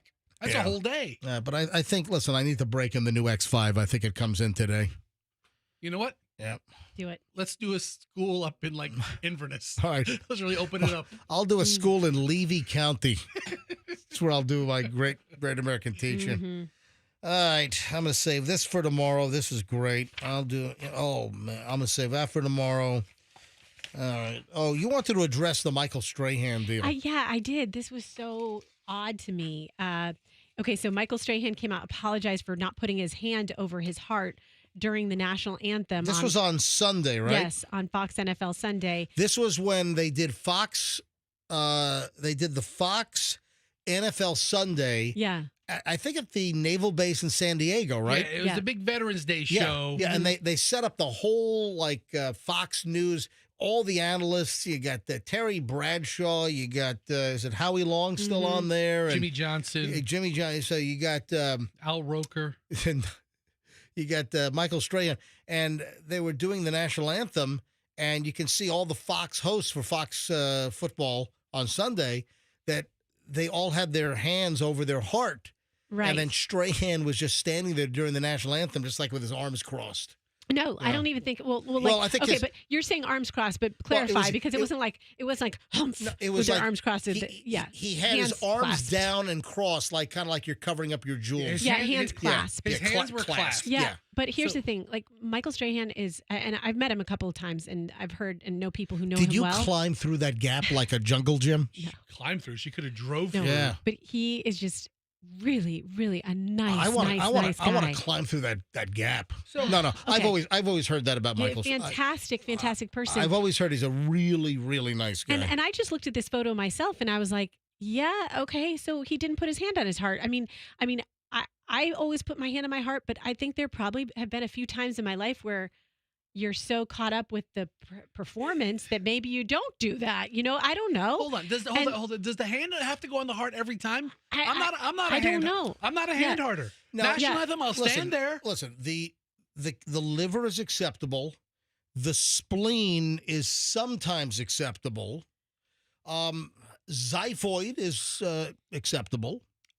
What's the big deal with that? If you have a pelvic kidney, that's acceptable. Yeah. So it was like, so everybody just got on him. MJ, you heard that. Like, people went after him, like trying to cancel him and stuff. Leave Michael alone. Calling for Fox to fire him. Hold on. And so he finally had to address it. What's the what does the Book of Patriotism say about when they play the national anthem? Well, you take your hat off, and it's customary to put your hand on your heart. So now what he had to do, he had to finally address it in an IG post. He said, I wasn't protesting.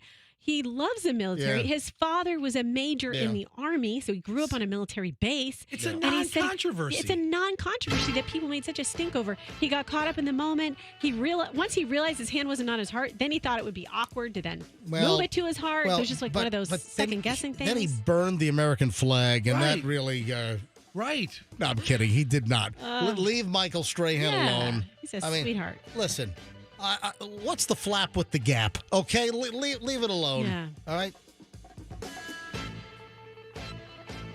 I don't understand why people make a big deal. I mean, people just have nothing to do except cause problems. Drum up crazy stuff. Yeah. All right, we got to roll. It's a Friday show tomorrow. Got a lot in the hopper already for Friday. Already have some great stuff we just didn't even get to, and then of course all the new stuff. So have a great Thursday. I'll see you back here tomorrow with Fester and Roxanne and Andrew, the producer, for another phenomenal episode of the MJ Morning Show here on Q105. My Instagram is Certified MJ Radio. Give me a follow. If you need to email me some great content, you have some inside information, you got some gossip, you have anything to say, just go ahead and give me an email. My private email is mj@mjmorningshow.com. mj@mjmorningshow.com. Folks, have a great day. We'll see you back here tomorrow. MJ Morning Show on Q105, and let's be careful out there.